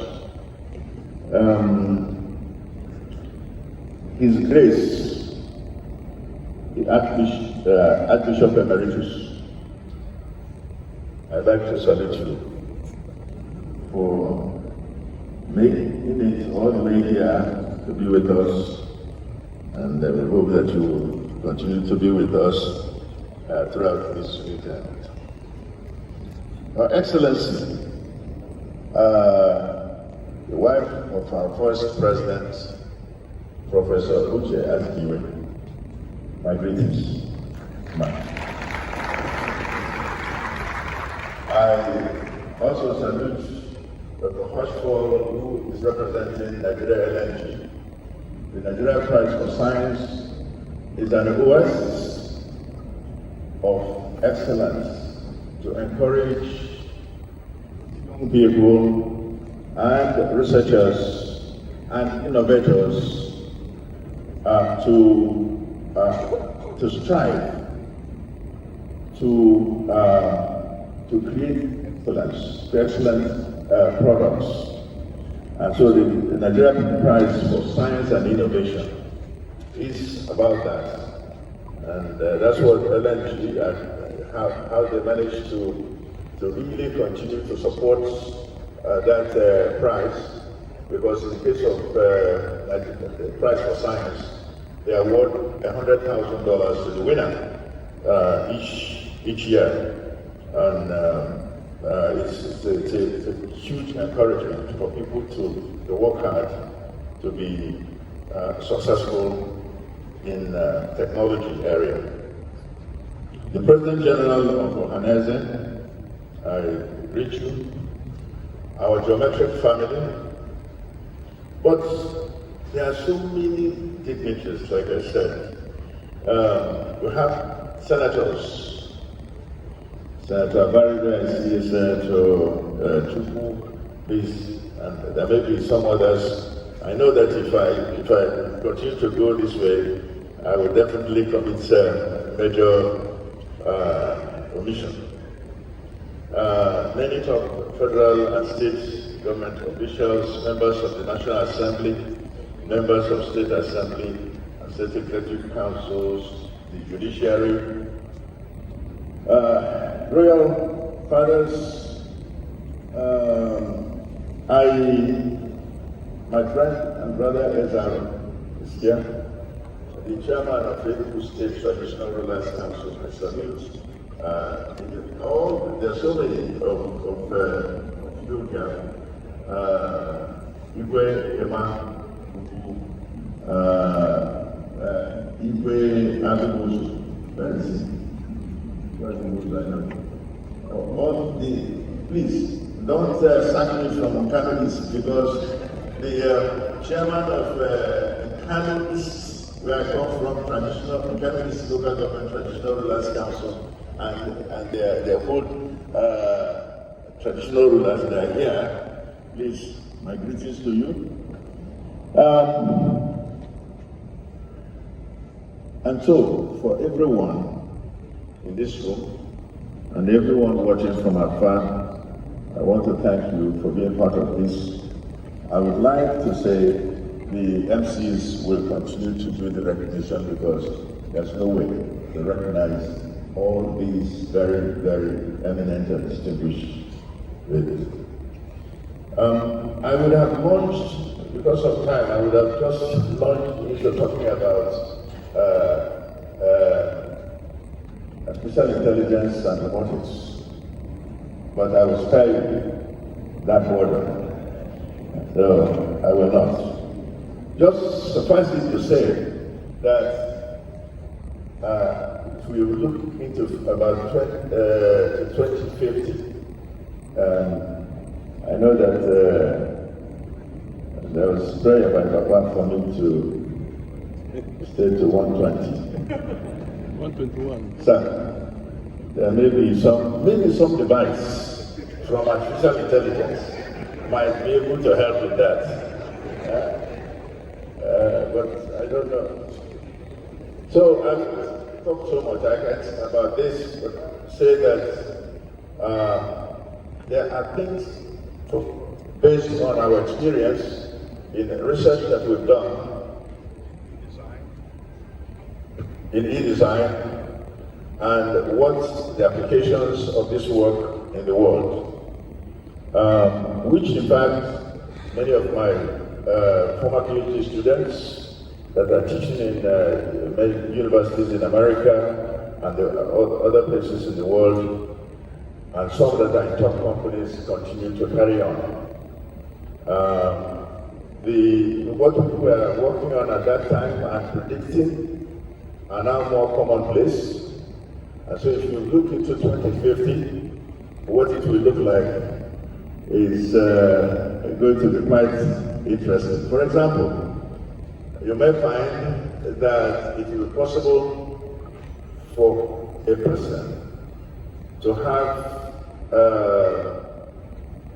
a drug made specifically for that person. Diagnosis obviously is done for a person, but system, things can be tailor-made for you based on your blood tests, based on your genome, etc. All these things will combine together, and you get predictions that will make it possible for, instead of medicine being reactive, can be predictive. You can even have children who have personal tutors, so that the teaching will be of international world standard and with a cheap device which people can afford, thereby making it possible for education not to be about who is rich or who is poor, but bringing highest quality education to people of any level, at any level, in their homes, God's possible. So I won't bore you with all that. I will just go to talk about something that might be quite enjoyable, which is we have a product in this part of the world which some of us enjoy, palm wine. Yes? So, I noticed that palm wine production is actually a highly technical art. It's an art. Very difficult to, first people have to climb the tree, some of them very high, with a rope that I call abu in our place. And when they get there, they have to make mark of a specific part of the tree. Okay? That is the outgrowth, something that is supposed to either produce the palm wine or the type where that produces palm fruits. So that is one that is used. But that's where it gets quite technical. Now, we found out that in my village, that the number of tapas have dwindled, the number has dwindled to 3. And those 3 are old, and they get sick quite often. So what it means is that very soon, there may not be any tapas again. And you can imagine how that will make me feel. So, I thought we should think outside the box. And I remember a drink called Red Bull.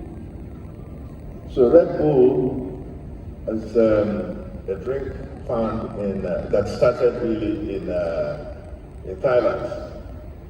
An Australian business person went to Thailand and had a drink and liked it, and began to think that he could convert this into energy drink. And he decided to rename it. It was called Trekking creating them at the time. So creating them won't be something that will resonate with people in the West. So he decided to rename it Red Bull. So now it's Red Bull. Would you know? This was in 1980. So they repackaged this drink, and today it is revenue is over $14 billion. So I asked, couldn't we have very bright people? Let's set a challenge to our engineers around the country.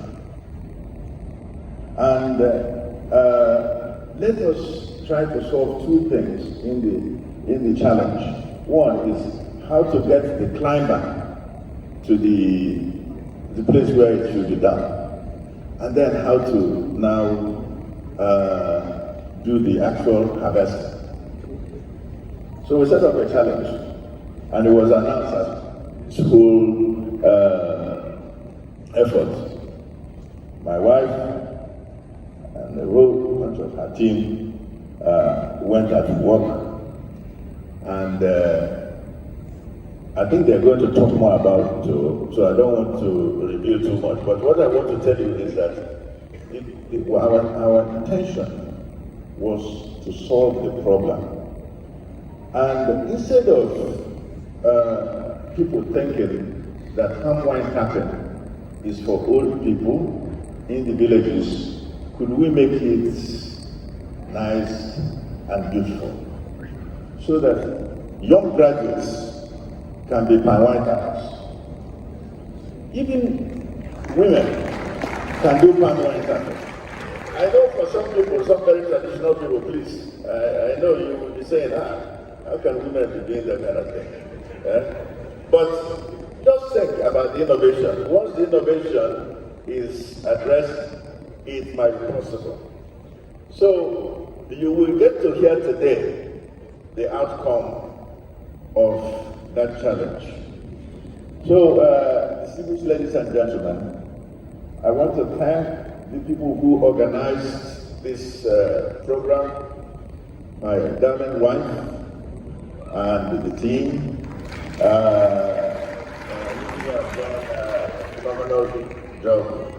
The government of Enugu State, led by our very evident governor. Thank you very much. I cannot begin to thank Baba for coming, Mayor Khalifa, coming, Governor of Abia. These are people who have supported us in such a way.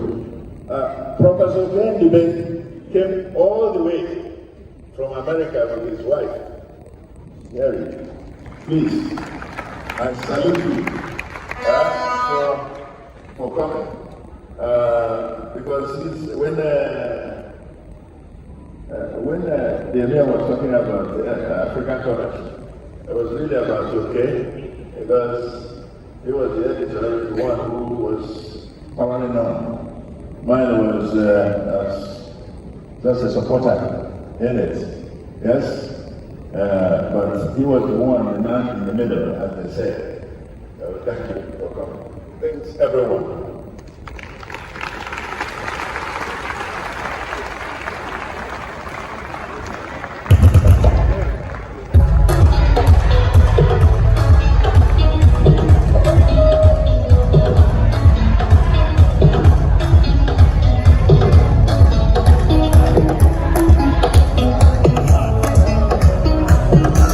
Thank you.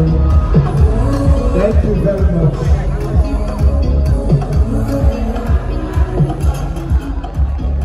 Thank you, thank you, thank you very much.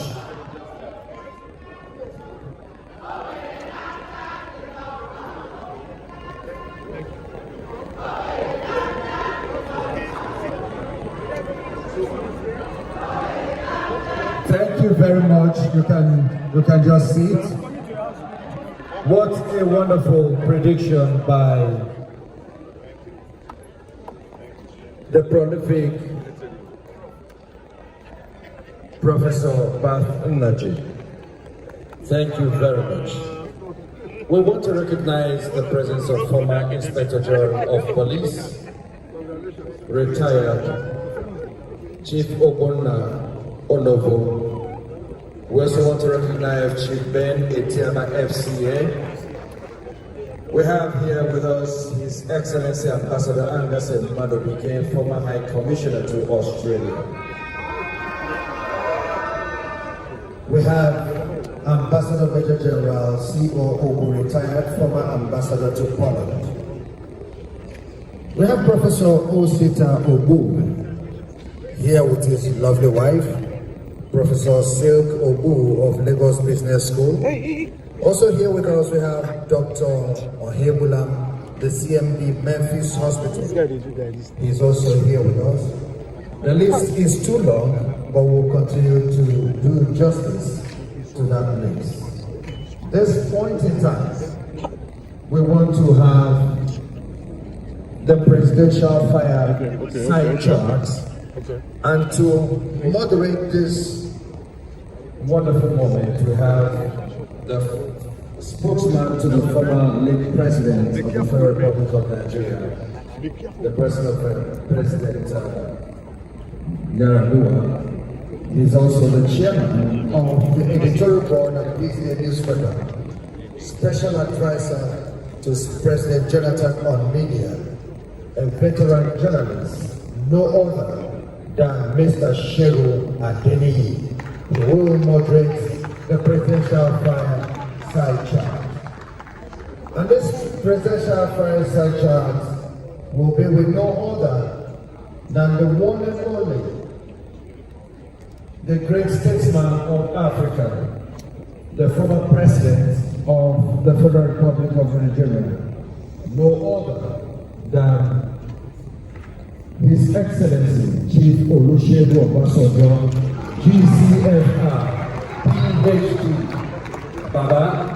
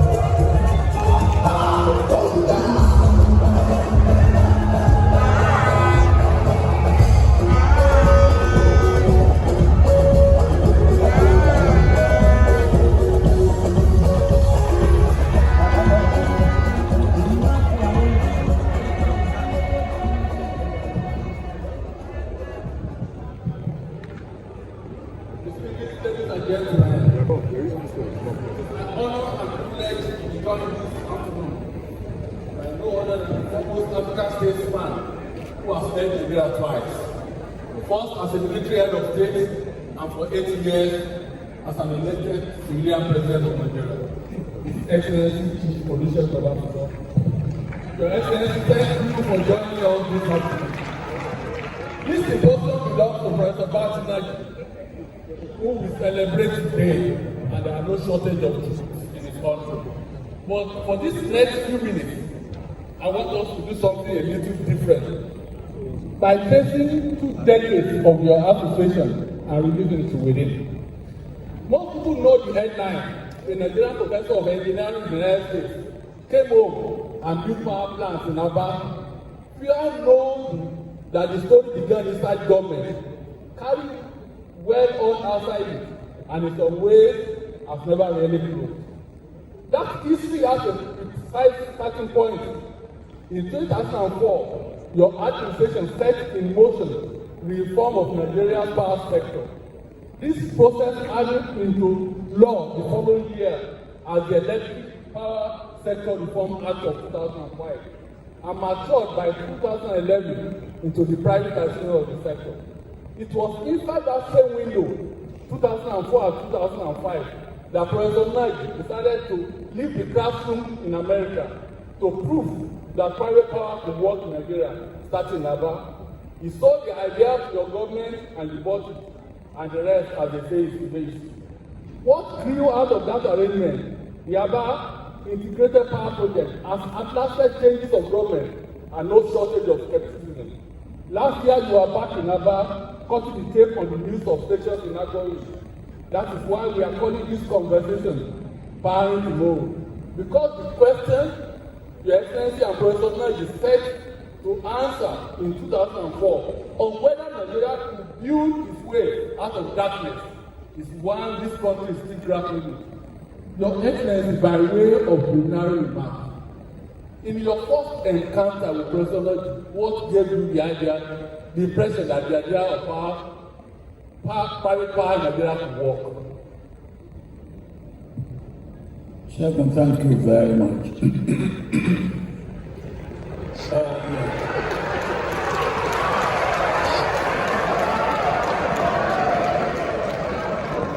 Thank you. You know, they call this fireside chat. And here we are having chat with the fire. So I have to clear my throat. Second, what you did not refer to was that I was in government before 2004. I was military head of state. And for 4 years, infrastructure was a nightmare. Transportation, communication, energy, even sanitation, a nightmare. So when I came back, the second time, I was ready to grab at any idea, and to try, provided it sounded reasonable. And when Professor Nnaji came, more than normally should, I checked his background. A man of his background, academic attainment, achievement, and all that, I saw that he was not fake. He was not playing games. He was giving me ideas. And if what we have tried in the past has not worked as we thought it should have worked, why don't we try something else? And we tried. And the point really, second, is this. In all these things, and you can hear Professor Nnaji mention, it is partnership. It is not working in silos. We have to hear what Dr. Alekuchi, what he did in that partnership, and within that cooperation, if we don't want to use the word partnership. What the Emma did before he became Emma, when he was an ordinary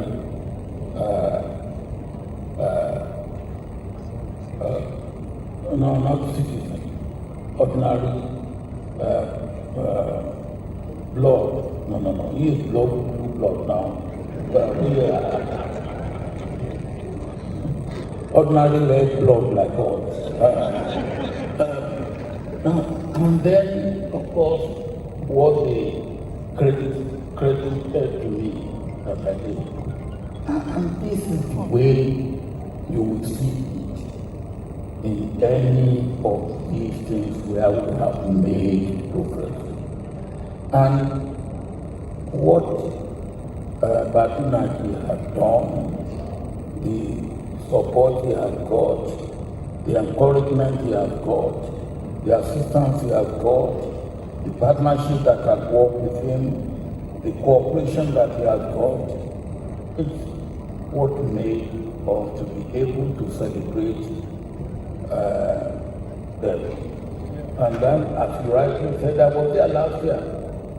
And I would say this, in the last 2 years, there are 2 private enterprises or industries or whatever you call it that I visited. And I see that there is hope for this country, just it. And the 2 of them, one is Nnaji's domestic power in Nnaji. The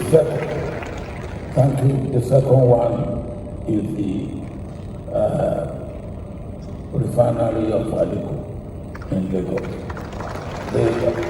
They are all, both of them are private, and both of them claim to be because of partnership, because of cooperation, because of resilience of those who are in charge.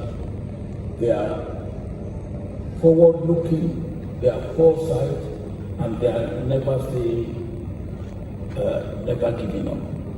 And that's what we do. And we got it to back Nnaji. And believe the lesson for all of us is that it can be done.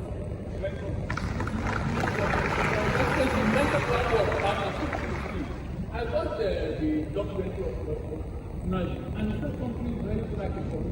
It said in the laboratory, everything is logical. If the mathematics is correct, the machine works. The data doesn't work like that, and you will know that better than anyone. But what advice would you give to anybody, any young man at home or in diaspora who wants to take the kind of risk Nnaji to the other? What answer would you give? I would say take a calculated risk, but know that you cannot do it alone. And if you do not get the support, the encouragement, the partnership that you should get, try and try and try and work for that partnership. If you do not get that partnership, you aren't going anywhere. You just have to understand that. Now, as you rightly said, Professor Nnaji came. It could have been the same. It could have been. If that initial support got in 2004 was not there, then the subsequent ones will not have been there. And then when you get that one, then even those of us, like me then, and you said that, I should not leave him alone. If he requires anything, I should be able to give him. And that we are doing all along the way. And that is very important. You see, I found something when I became head of state, military head of state. The civil servants, they do not, I think they have improved a lot now. At that time, they felt that anybody in the private sector who is trying to invest, is trying to reach where it does not so, or where it is not so. So they try to discourage him. And I try to educate them. And the thing is, what I always say, if a Nigerian private sector who is taking a risk, entrepreneurs are risk takers. And if you are in the civil service and you want to make money like Aliko Dangote, quantities that Aliko Dangote are taking, and it's as simple as that. And then they say, oh, when they make money, they spend it. Look, if a man makes money, and I say that when I was in government, if he makes money and he marries more wives, good. It's helping me to solve social problem. Because he will take care of that woman he has married. He will probably take care of the family. If he doesn't marry that woman, who knows what that woman will become. So, whichever way you look at it, now the private sector is the wealth creator. The public sector should provide the support for the private sector to create the wealth. And when the wealth is created, whether you are in the private sector or you are in the public sector, you benefit from it.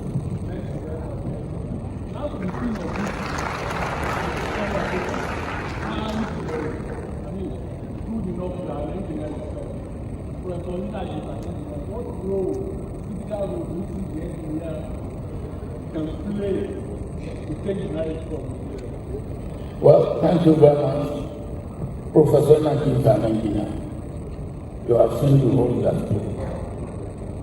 And that is a wonderful role, beautiful role.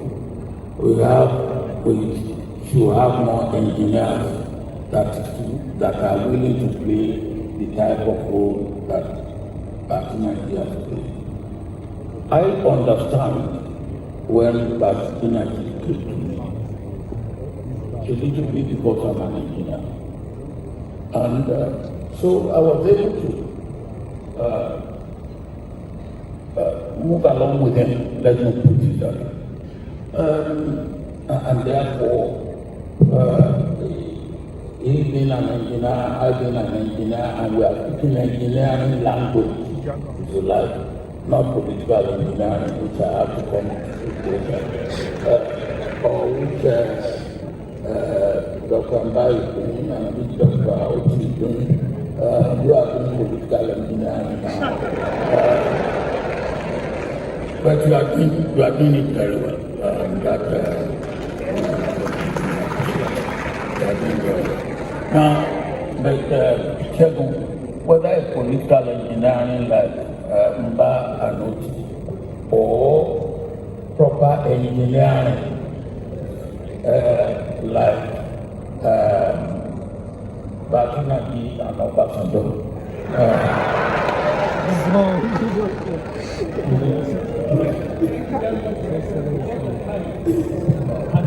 I will not allow you the last word for the senator. I know you are already receiving 4 years for it. And you will hear me and some of us will not be here again. What other word do you have for the senator? Well, I still say what I said,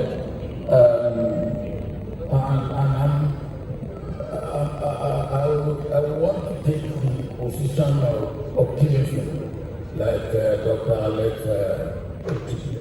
who said he is not going anywhere. And who knows, in these days of AI, what can come tomorrow that can make people live up to 120 years and make things that will happen in the life of Nnaji. So, Seriki, you said you are going. Now, don't go to Ali. But I'm not in a hurry to go.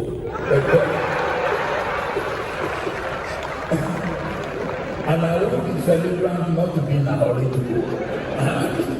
And once again, well done. Happy birthday. Many happy returns. And I'm happy the entire family. I felicitate with Nnaji family. And I'm proud of you.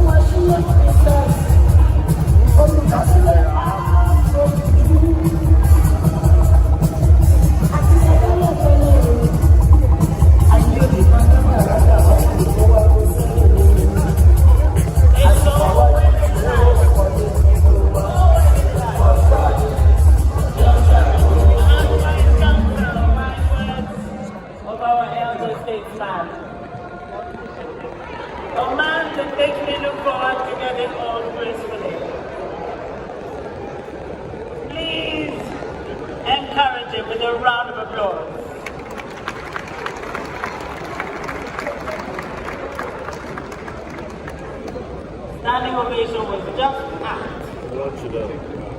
Further recognitions, one house, please. Would like to recognize Dr. A.B.C. Ojago, co-founder, Seplat Energy. Is in our midst. You're welcome, sir. All the way from the United States of America. He came in just last night to honor his friend today. The second, Oba the second of Enugu, Oba Dr. Donald A. Mandi is here with us. You're welcome, sir. We were meant to bring to you a documentary, it may come later, from Terra Industries, but because of time, we will speed up and go on to other things. There will also be a presentation of awards to the Innovation Challenge recipients. In the meantime, I would like to bring our dignitaries onto the second stage. So we don't take away from the development field. We would like to cut the cake so that we can start to eat the cake. So is it possible for us to have our dignitaries to grace the stage for us? Please. Our host governor, our smart governor, our digital governor, our futuristic governor, the chairman, and all other dignitaries, including the creative governor of Abia State, His Eminence,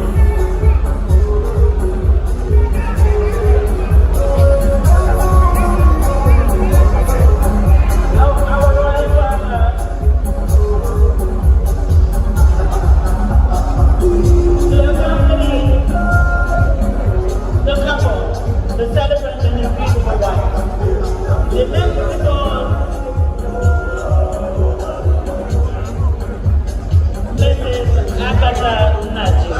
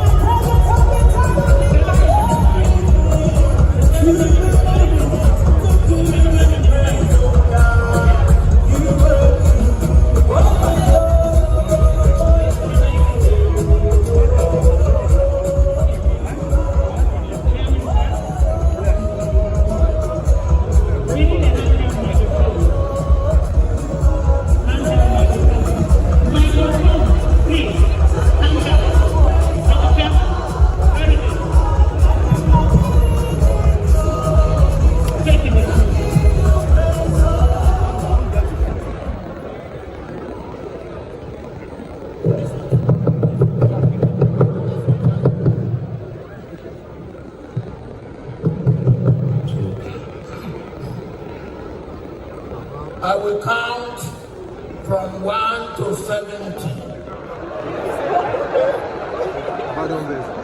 1, 30, 40, 50,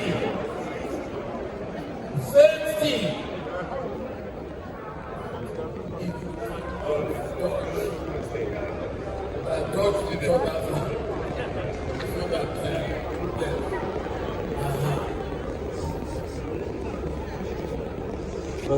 I stop at 60.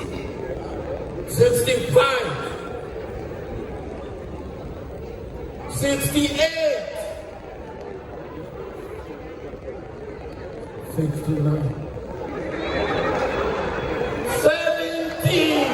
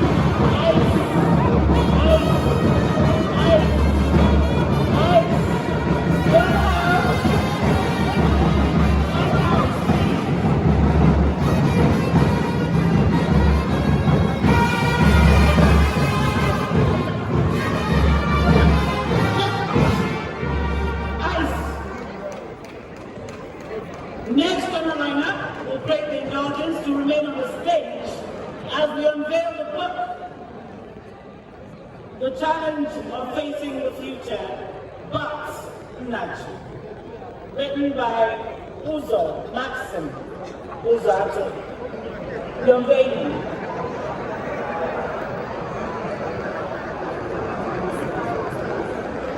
The unveiling will be done by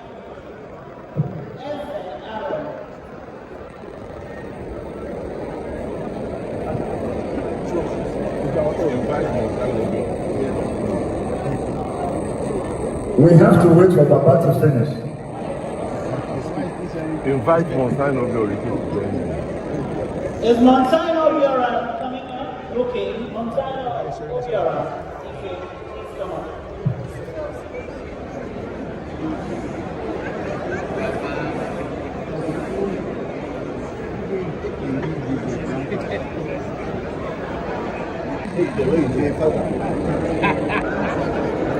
But some other boys are here.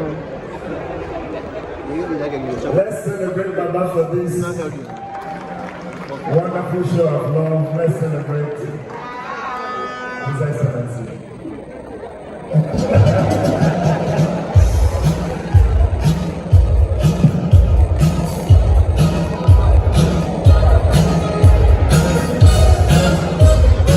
We're waiting for Baba to join us.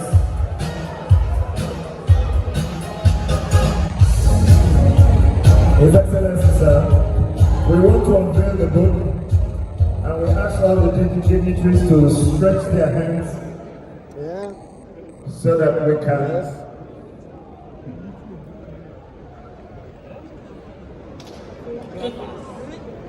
Okay.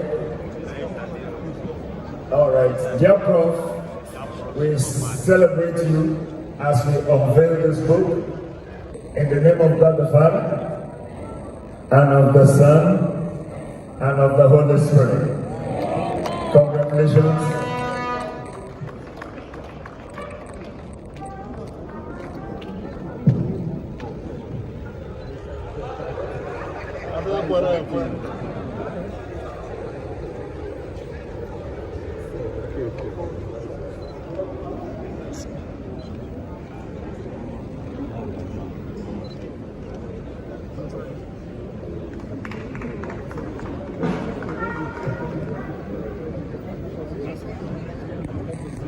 The dignitaries will hold the book.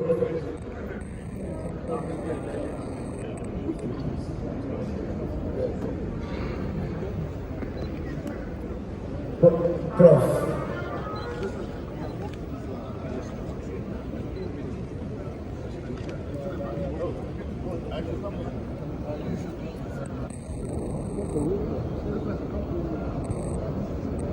I was calling you. Where are you?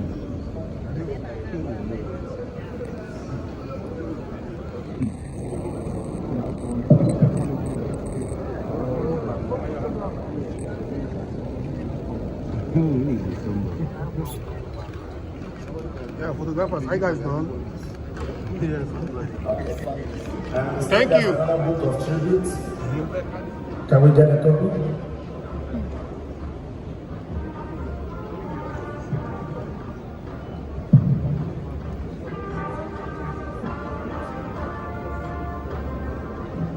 So, Prof, very many people have sent their tribute, and all those tributes are contained here. I know as a professor you will find time to read all our tributes. So we present this tribute book to you and say congratulations and happy birthday. I understand that the first tribute is from President Goodluck Jonathan. Thank you, congratulations.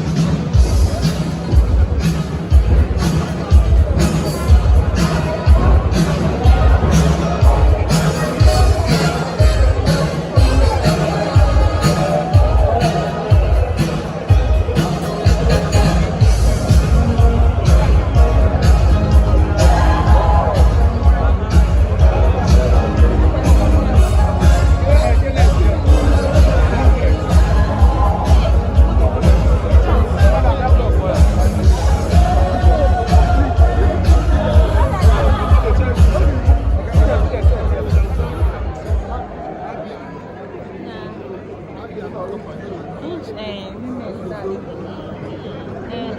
you very much. Our personalities. What do you do?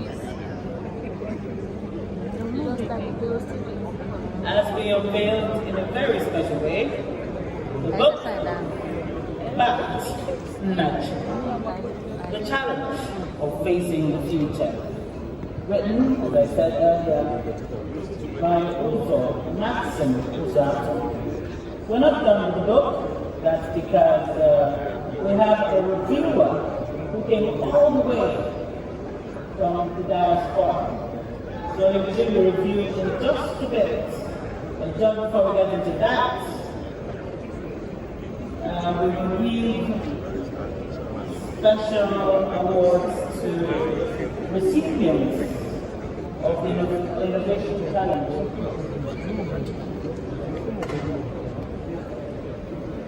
The book reviewer is Mr. Oke Ndibe. Mr. Oke Ndibe, please be on standby. Are you here? Mr. Oke Ndibe, please be on standby. We'll be needing you any moment from now. To introduce the recipients or awardees, Professor Peter Ngene is here to announce the recipients to us. Also, to present the checks to the recipients, we have in our midst to come up the stage one more time the current chairman of the Traditional Rulers Council, Enugu State. Okay. I want to call it very well. Ogabdagiti, Igwe Samuel Ikechukwu Asadu. We would like it.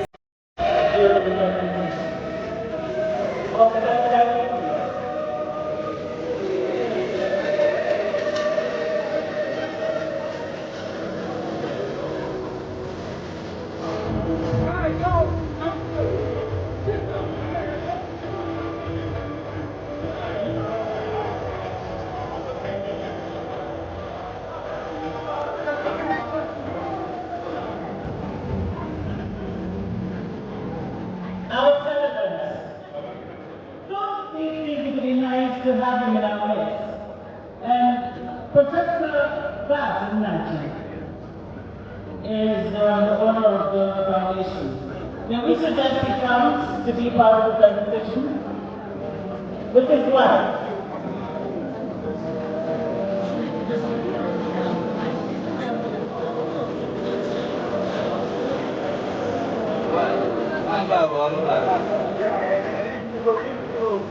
The Innovation Challenge, sponsored by Professor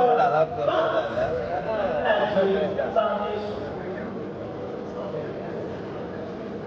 Okay, good afternoon, ladies and gentlemen. As per the existing protocol, it is my pleasure to really announce the winner of this Innovation Challenge. But before I do that, I must say that it was a keenly contested challenge. We had 393 applicants that we had to review all these applications and thank all for wonderful assessment committee members from all over the world.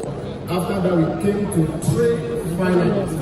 So it is my pleasure to announce the first runner-up, Favor Intite Ugomba.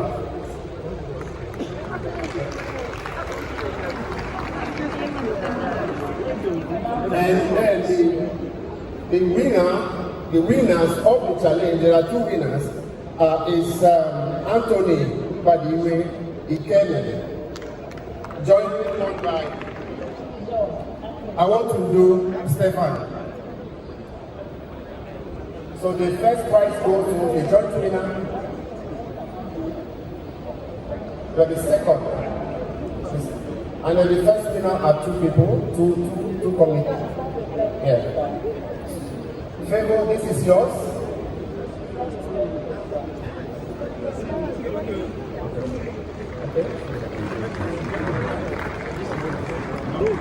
Thank you. No put the press on. To the glory of God. Most men are creatures of circumstance and will be remembered by the impressive deeds that remain monumental.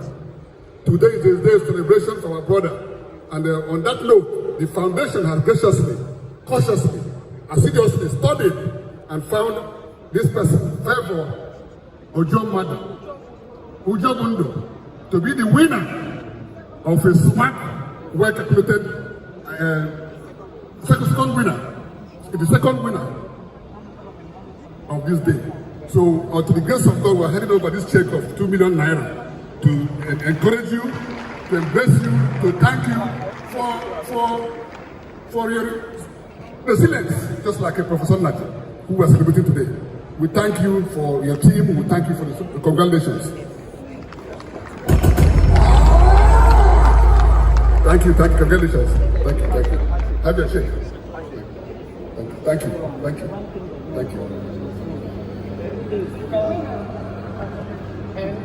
The winner, like I said, we had 2 joint winners. The winners are Anthony Mbadiwe Ikeme and Stephen Owotundu.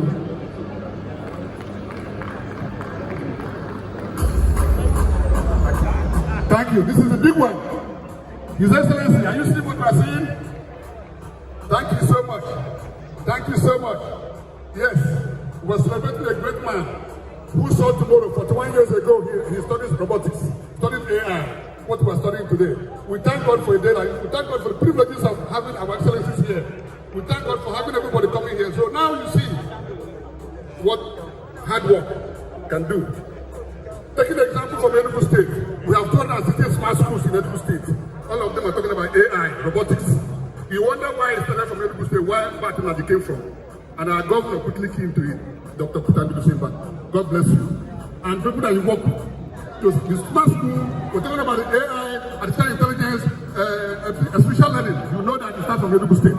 Just like Abia State, our brother here is doing the one on geometrics. We thank you for that. On that note, the foundation of the foundation has concluded, and the winner came out to be a joint split is Anthony Mbadiwe and Stephen Awotundu. So yeah, thank you so much for the sum of 10 million naira. So it's a tie. Clap for them. Congratulations, and God bless all of us. Thank you.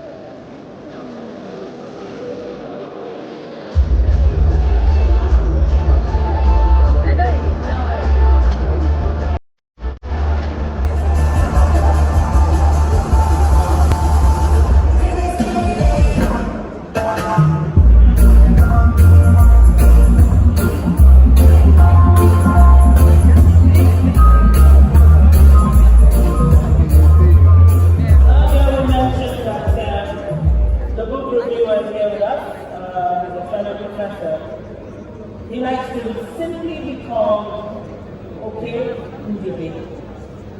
You're welcome. All right.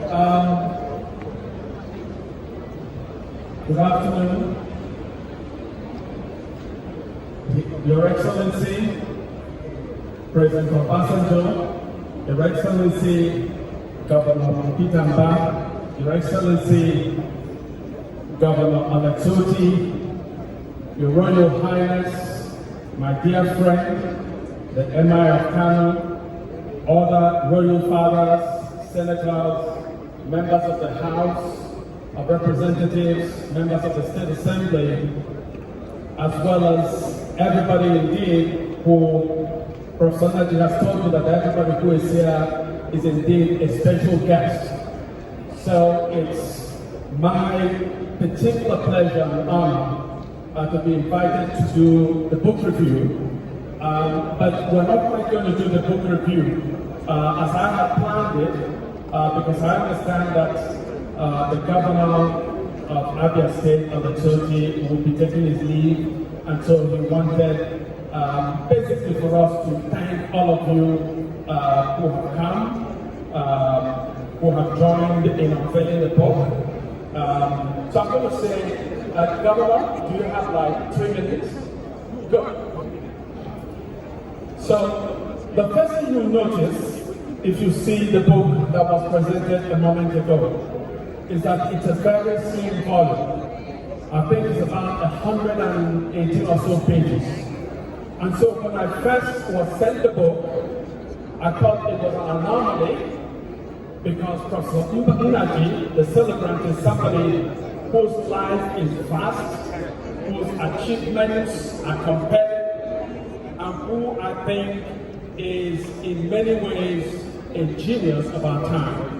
So I felt that somebody like him needed a kind of broader scope of work. But then, as I read the book, I was struck by two things. That the assignment to write the biography was given to a dear friend of mine, Nnaji Uzato. I don't know if Uzato is here. Uzato is at heart and by training and vocation a poet. And so he has treated this book with a poet's compressive acumen. So even though the book is slim, it actually contains quite a vast library of information on Dr. Nnaji. And so I'd like to speak quickly on two lessons that I picked up from reading the book. So those of you who know my life will know that Professor Nnaji and Chinua Achebe invited me to America in 1988 to be the founding editor of a magazine which Professor Nnaji actually founded. When I got to America, because I had heard that Nnaji was an engineer, I did not imagine that he would be part of the magazine at all. But he over-credited me when he spoke, and he said that I was at the center of the magazine. I'd like everybody here to know that he was indeed the driving force, because we did a magazine that was a scandal. We did a magazine that should not have begun at all, because when I arrived, the day after I arrived, Professor Nnaji met with me and said all we had in our coffers was $11,000. At that time, you needed $5 to $20 million to start a magazine. So starting with $11,000, which wasn't even a fraction of what I had been promised as a salary, was a scandal. And yet, because of Nnaji's drive, and this is a story that speaker after speaker, I think, has buttressed today, that Nnaji is somebody who takes the impossible and makes it possible. Okay? And so that story is told quite eloquently, however briefly, in this book. The other thing that I want to speak about is the way that Professor Nnaji is surrounded. Just look at the physical surrounding by very eminent and very progressive people in Nigeria today. The former president, Olusegun Obasanjo, was one of our most committed columnists, so I had the pride of editing him, and indeed he and I attended the first African and African American Summit in Côte d'Ivoire, Abidjan, and he saw me, he dragged me to his room, we sat on the floor of his hotel room, and he gave me page after page of his speech that he was going to give, and I was editing. And he's a tough guy to edit, because I'll say, let's change it, he'll say no. Then he will accept some. And in the end, when we got out to the event, he was giving the keynote, and speaker after speaker talked about the same things he was going to speak of. And so he told me before he went on stage, he said, I'm going to discard the speech and just speak extemporaneously. And he did a marvelous work. So, and then we find Governor Oti. Governor Oti and I became friends when he was a young banker, because I had a friend who was a very close friend of his. So he used to visit his friend in my home. And years later, when my wife and I returned, I was a Fulbright scholars at the University of Lagos. Every Sunday, after going to church with his family, he would come to visit me. And so I've known him as a man of commitment. And so for me, it's made me proud that in a sense, Providence has brought so many people together, so many people that I admire, so many people that I've known for years to facilitate the success of Nnaji's signature project, the geometric plant in Aba. And then my dear brother, the Emir of Kano, spoke glancingly about our friendship. We began by fighting. He wrote a column and I wrote a rejoinder to his column. Then he wrote a rejoinder to my rejoinder. And when I was in Lagos, I think he found out through a mutual friend that I was married to Sherry Fafunwa, and he knew my brother-in-law, and he invited me out to the bank, and we went to lunch, and we discovered that we were really playing on the same team. And so part of what Ozoman Mozato does in this brilliant book is to show the ways, the values that Prof. Nnaji has that has drawn so many extraordinarily brilliant people to him. And Nnaji, as a person, is allergic to mediocrity. And so the last word that I'd like to say, because I've been warned that I have a minute, is that this is the first draft of what is going to be several volumes of your story. So congratulations, Prof. Nnaji. He did the book review and he also delivered the vote of thanks. Distinguished ladies and gentlemen, it's time for us to rise. We're having the event this evening, and we're hoping people can go and let their hair down before coming out this evening. So may we rise, we crave indulgence to rise for the national anthem.